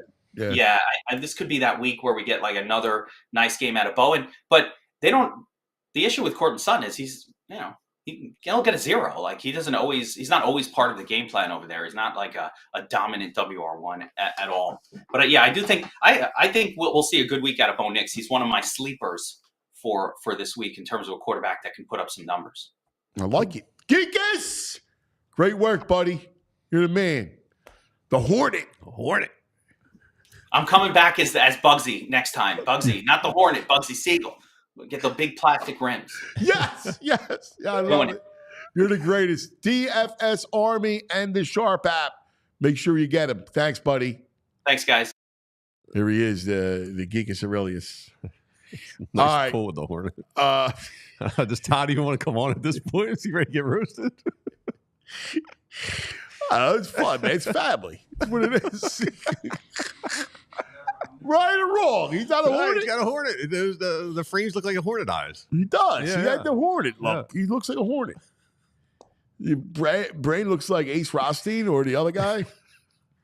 Ace. Go with very Ace. True. Oh, we got a caller. We have a caller? We got someone calling in right now. Who do we got? It's Sam from England. Oh, nice. Sammy. What's up, Sammy? Oh, no, Sam, you're muted. Oh, what a rookie mistake that is, eh? There he is. What's up, brother? So now let me ask you a question. Of the accents, how many British accents are there? You've got Scouse, Brummie, Scottish, Welsh, Southern like mine, Cockney. What's a give me the Cockney? Oh, because they're always like the rough and tumble crowd. I can't do it. I try. They're a bit more like, I can't really do it. And then you've got what I was saying about the sort of Caribbean, the black community sort of accent as well. So you've got you ever see the show Top Boy? Yeah, exactly. That's a great. Hey, mate, it's a good show. Like the way I love that show. That's a great show. It's like a drug gangs and good stuff. What is it? Power with Power, was it 50 Cent? Yeah. I'd say like similar sort of vibe. Yeah. Agreed. Now you're cutting in and out on us. That's all. Oh, sorry. For once, my connection's bad. Yeah, your connection is always great. That's true. So, no, I love the accent thing. Like how's it? Fraser's accent? Does it work? No. No. Oh man, killing me! Come on, Sid. He can't do a Birmingham accent. Go on, let's hear it then. A Birmingham? I don't know that. Irish accent. No, not the Irish one. The English. Do the British one for him. Do an English one. All right. Let's go Reds. Let's go Reds, Sam. Liverpool. That's radio, man. Up the Reds. Oh, man, Liverpool's like Scousers, aren't they? I cannot do that. Yeah. There's no way. That's like a whole other thing. Yeah, that's more like, hey mate, I think the Eagles going to win this weekend, and Jalen Hurts going to fall.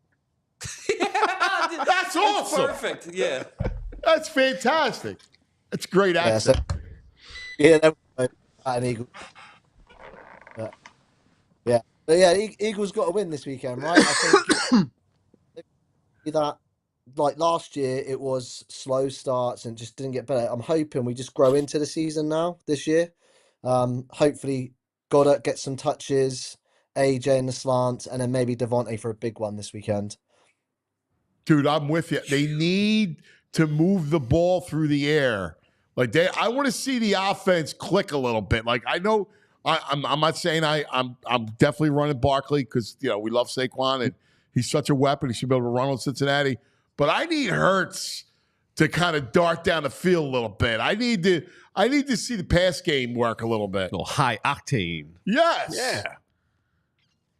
Yeah, we do, and then just got to hope that the Bengals aren't Burrow isn't on his A game, because I think even though the defense has been playing really, really well, I do think he could light us up still. So just got to hope that it's not one of those shootout games, because I don't want that where that's where we might get caught out, and lose the game. And then hopefully after that finishes, we might see a Sixers win, because Raptors are a bit banged up as well. Get that first win on the board. Hopefully PG's back next week. Look at that. Look at my man all Sixered up. You're a true blue Sixer man. True blue you are.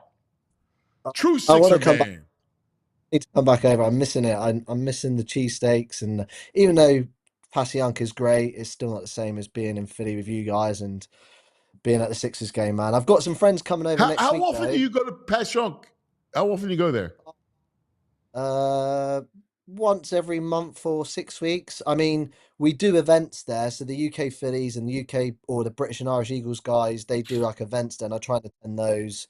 So there's more because we've got like quite a big following here now. There's loads of 4-for-4s now over here. So it's got bigger. When I first started doing it 10, 12, 13 years ago, when I started speaking to you, there wasn't many, but now there's loads of 4-for-4s. Let me ask you a question.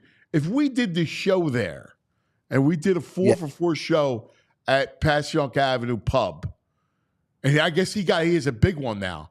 Do you think we could pack the joint?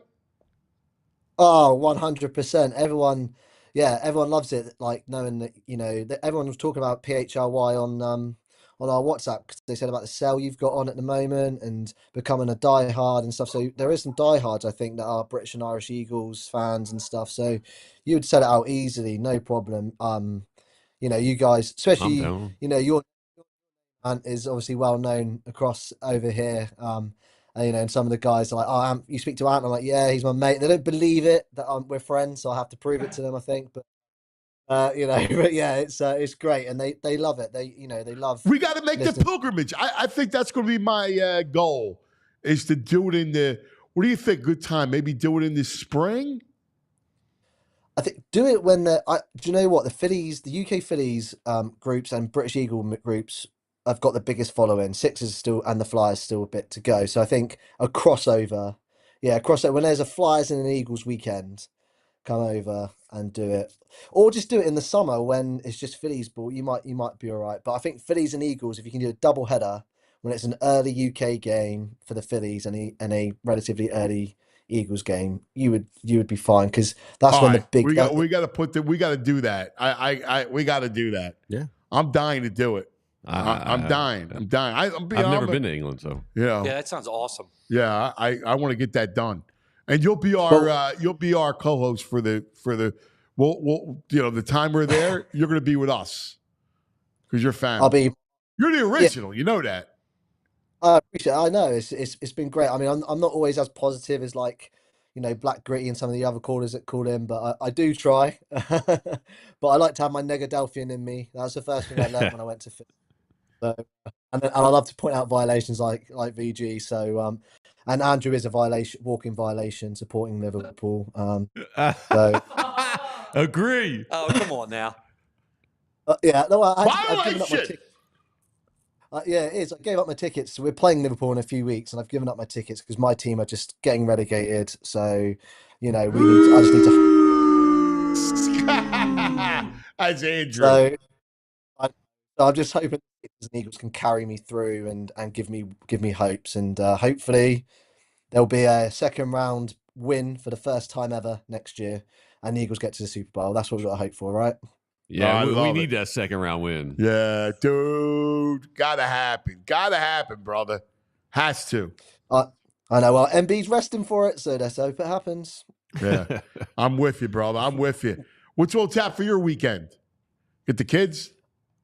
Yeah, I got soccer. I'll call it soccer. Soccer weekend for me. Yeah, they've both got games on Sunday. So yeah, and the weather looks good for once. So it's not raining in England for once. So yeah, it will be two games, one in the morning, one in the afternoon, and then hope. Well, actually, I'm missing 6 players because 3 of them in New York this weekend, and this is a violation.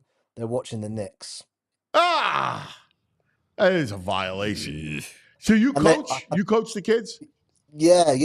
I'm what they call a UEFA C coach. So I'm I can quite coach anywhere in Europe, basic level, like grassroots, and then awesome. I can do that. So that for my kids, and unfortunately we're missing those because it's like a week off school for a lot of the kids, and the dad was like, "Oh, what jersey should I get?" I was like, an Embiid or a Paul George one, and he was like, "No, New York Knicks wise." I was like, "I have to go Brunson." So I was like, I'll choose a Nova guy, so it keeps it somewhat Philly. I love it. He's a coach, man. That's fantastic. Yeah. I love that. Coach's rule. Yeah, that's cool, man. The manager. Listen, we love you, Sammy. Good luck. I hope you win this week, buddy. See you soon, guys. Take care. The best. Sam from England. What else you got? We have another caller. It is Nick from Collegeville. Nicky! Oh, Nicky! What's up, Nicky? What's up, fellas? How are you, man? We're good. Listen, looking good, buddy. I get 2 words for Sammy in England. Extra laps. Anybody who went to see the Knicks, extra laps. I know he's a UEFA coach. He won't get suspended. It's all about, more, cardio. Extra laps for the Knicks fans. I love that. I think, Guys, I love that. It's a good idea. What's going on, man? How you feel about the game Sunday? How do you feel about the Birds? So if I made this call several weeks ago, I'm going to be honest, possibly my wallet's a little bit thicker because I wasn't down on the bird. I wasn't up on the birds, which means I was going against the birds. But I feel really motivated this weekend.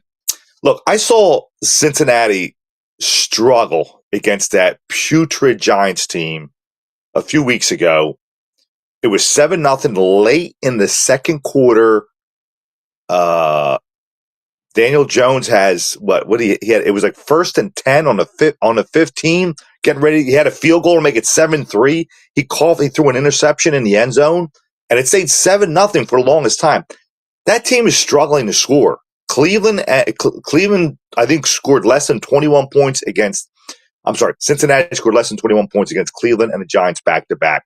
I don't think those defenses are any worse or any better than ours, and I think our defense is actually rounding into form the last couple of weeks. So I don't see Burrow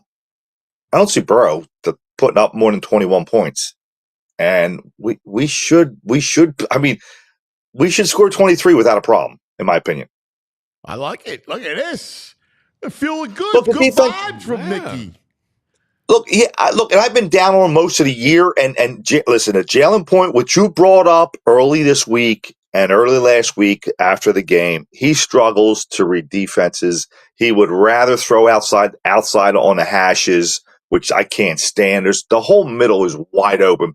He's got a tight end he hadn't seen since AJ and Smith have been back. I mean, come on, like this is insane. But that offense seems like it's starting to pick up a little bit. It just seems to me like he's got a little more comfortable. And that offensive line, I can't believe more guys go down and that the offensive line still kind of looks the same to me. Yeah.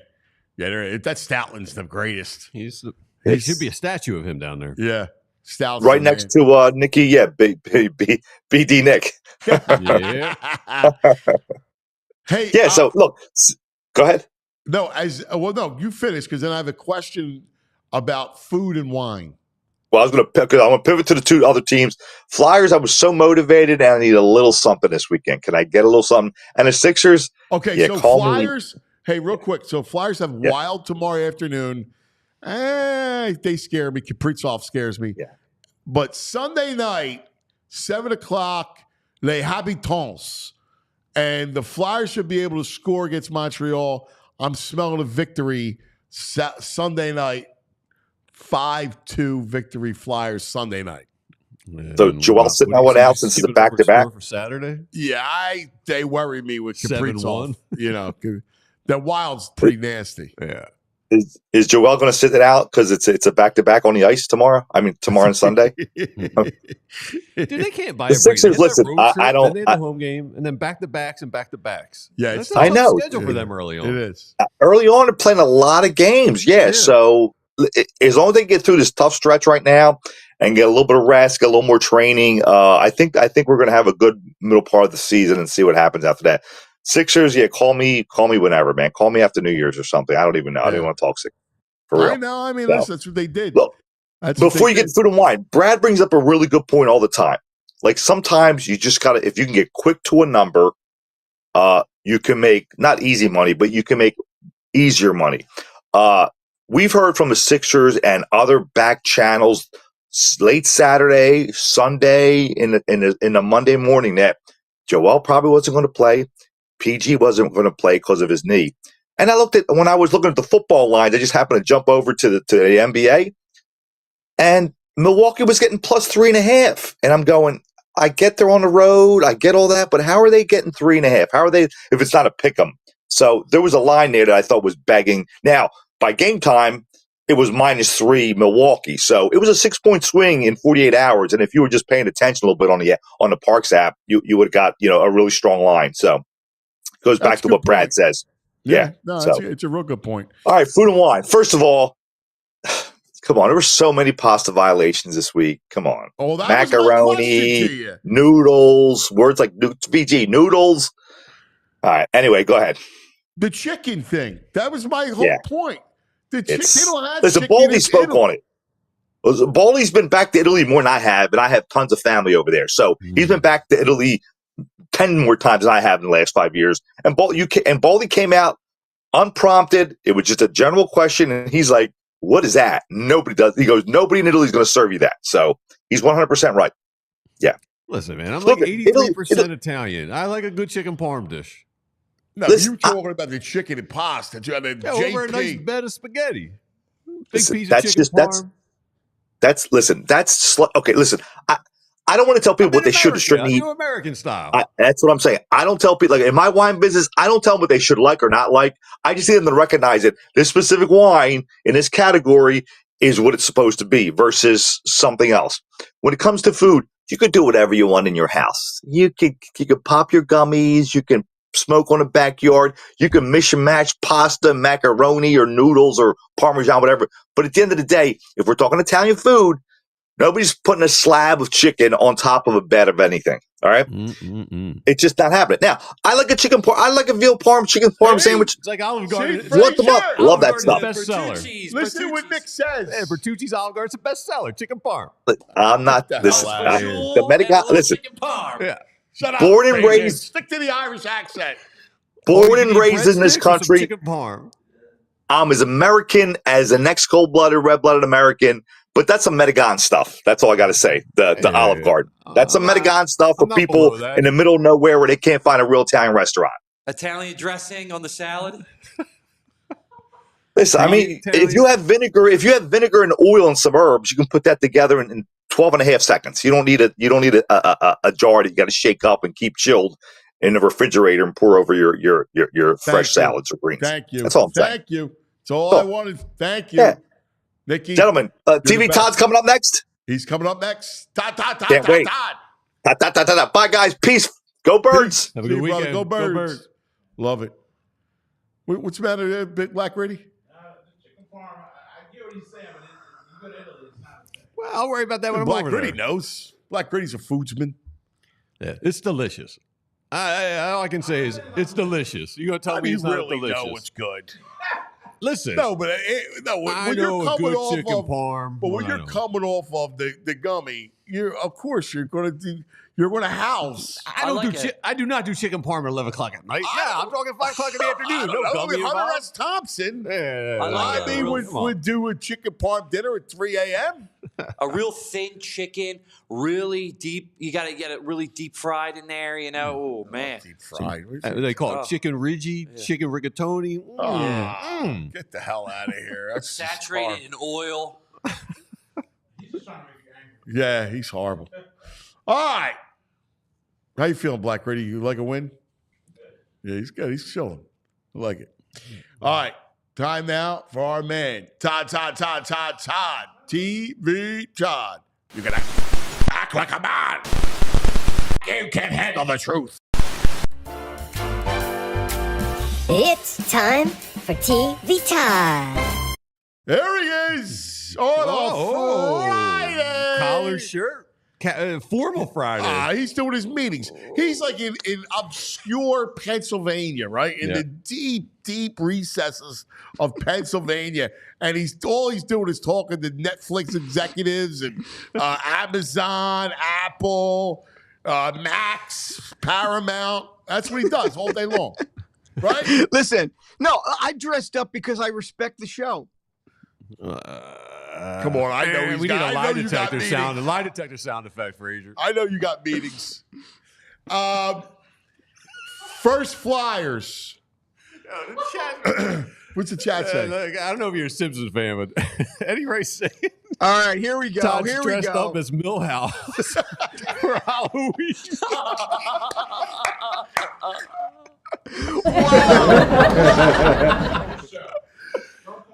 You've been getting the shrapnels from this show. Nikki wore glasses, no problem. Pimpanos. Yeah. Listen. I heard earlier some of the roasting. I knew I was going to get it. It's all good. It's that kind of a day today. Well, I mean, Brain. Come on. Brain looks just like Ace Rothstein. All right, we'll go over that all. And then he's going his Beauty the Beast. He's the beauty. Come on, man. The Brave's got the young dime on his arm, and he just does whatever she says. Right? Amazing. And Yes. then the geek. Come on, you don't look like a hornet. Buzz, I'm buzz, expecting him to like He's a bug. I don't expect him to stay. Where's the stinger? Yeah, we're gonna need a buzzing sound when he comes on. Yeah. I love Lamar Jackson.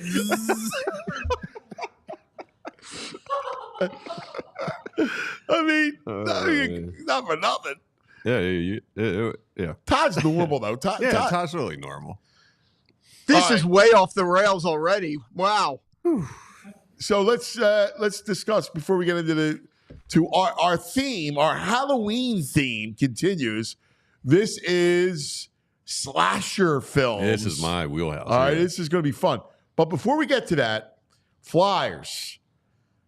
How you feeling about Torts? Because I've been getting it after Couturier, after Forster, healthy scratch. Yeah. Nick Sealer arguing with them in the second period on the bench. Yeah. How you feel about Fly Boys?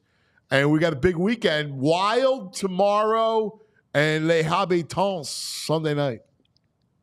Yeah. I'm not. I haven't hit panic mode like everybody else is because, quite honestly, my expectations are completely set for this team. I had a feeling that the start of this season would be very rocky, just like this. That schedule, absolutely brutal. Yeah. And I don't think they have the talent to overcome that schedule. So at the end of the day, I'm enjoying it. I love seeing Mitchkoff, snipe one the other night across the ice from his childhood idol. Let's give it a week. Let's give it a week or two. Let's not forget where are the Oilers right now? They're at the bottom too. It's early. It's super early. He's right.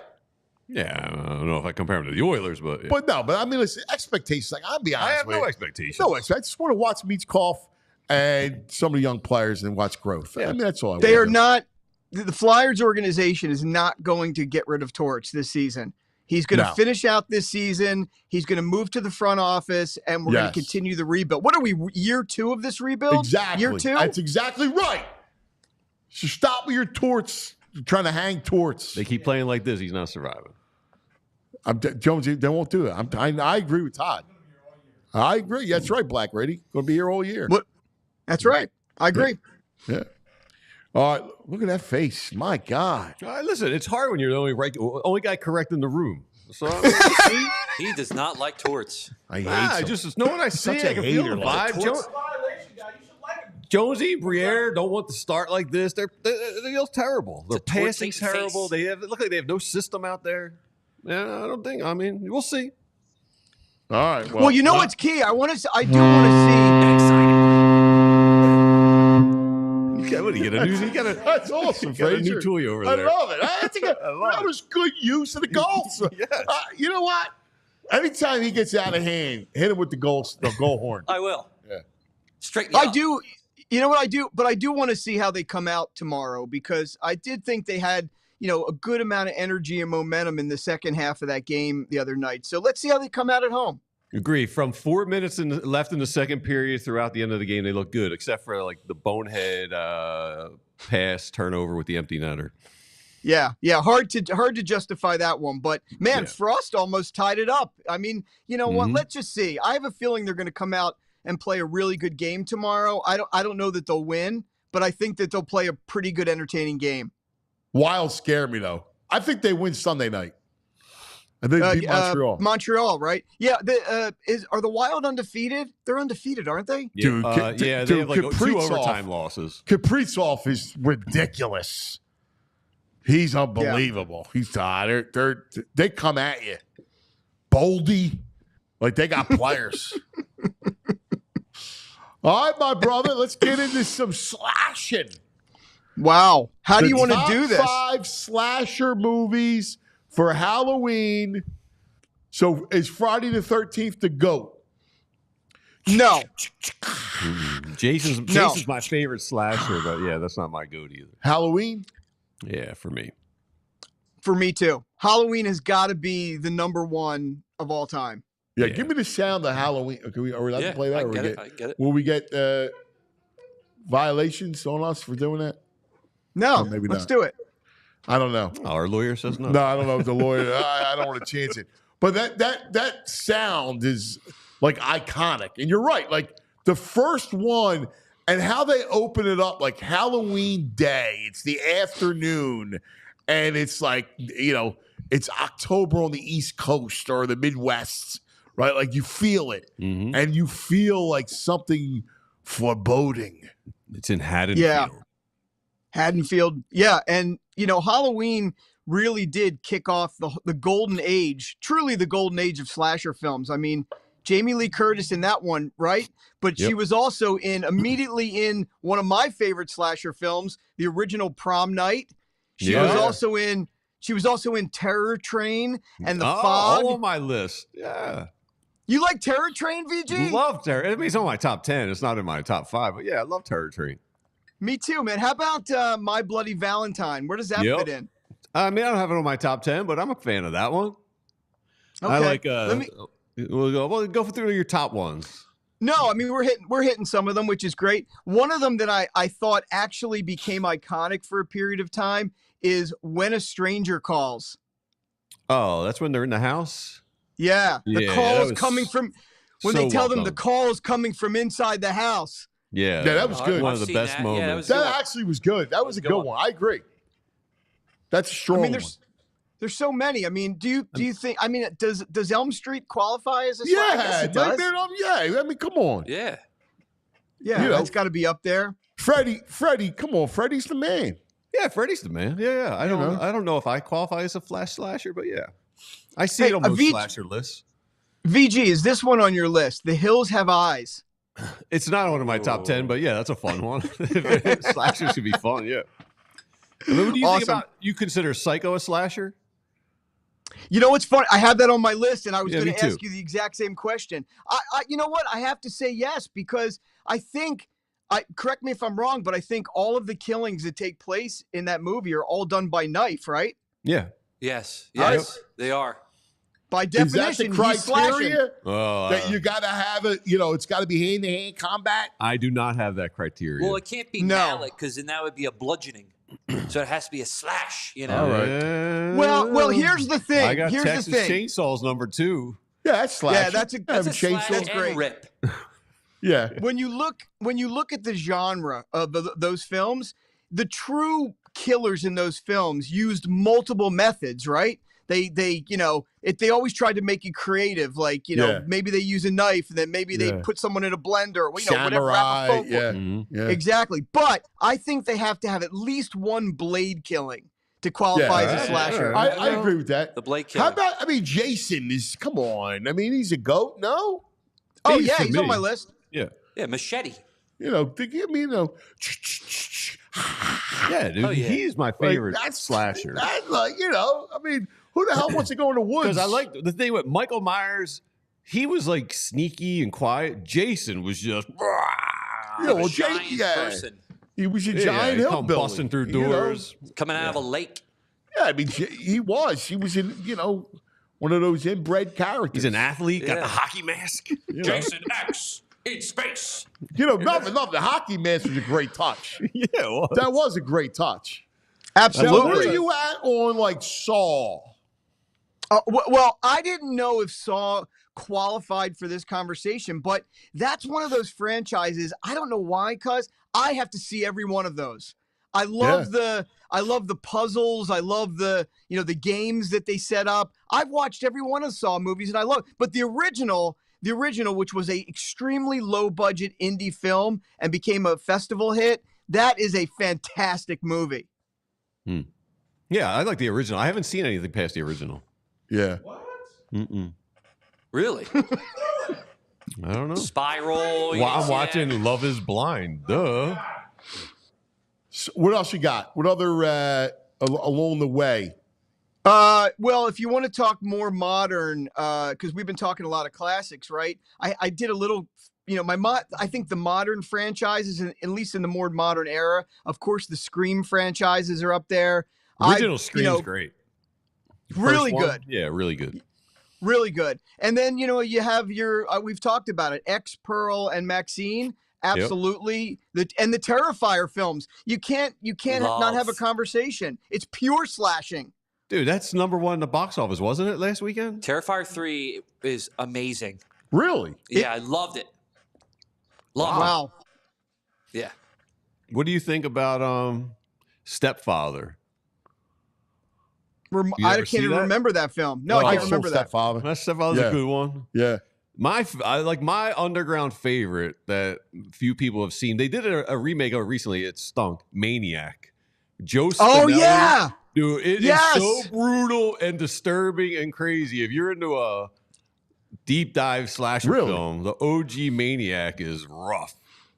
that's when you say that film, VG, I can picture the VHS cassette box. Yeah, from man. it. Yeah. I saw a really good pure slasher film that actually came out this past year called In a Violent Nature.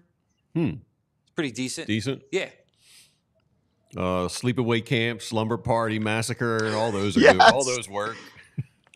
Well, I miss the whole any kind of cabin, camp. Yeah. I mean, woods. Yeah. That's a scary setting. Yeah.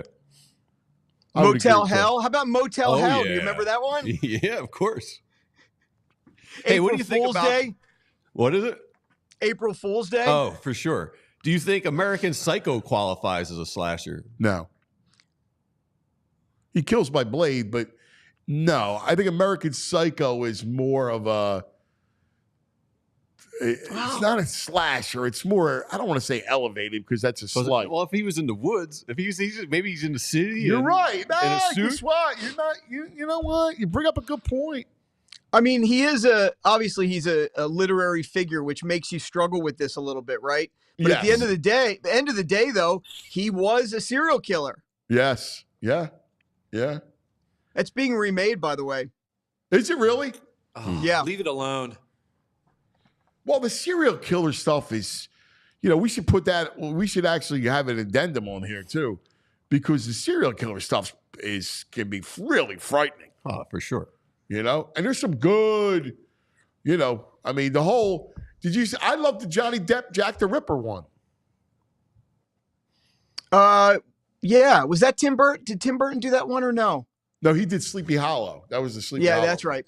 That's right. But the Jack the Ripper, they did one with Jack the Ripper type of where Johnny Depp is the comes in as the the inspector. Yeah, I think that counts. That's a slasher character.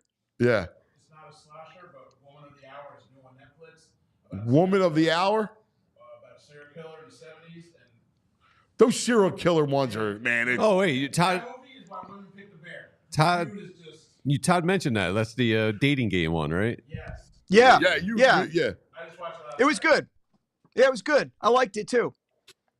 Jack's Back is like a slasher thriller with James Spader back in the day. Also good. I hate Spader. He's good as this one. I like to hit him in the head with a Yeah. spade shovel. Yeah, but wasn't he the best skeevy Creep. character Yeah, back he's then? the best Yeah. Spader. He was in that. What was it? The Less Than Zero. Less Than Zero. Ooh, Yeah. yeah, he's so creepy in that Yeah. one. Ed in the chat room likes Cabin in the Woods. Again, Yeah. the woods. Good one. What else you got? You're quiet today, Todd. I am. I thought I was talking as much as you guys were. You're quite quiet.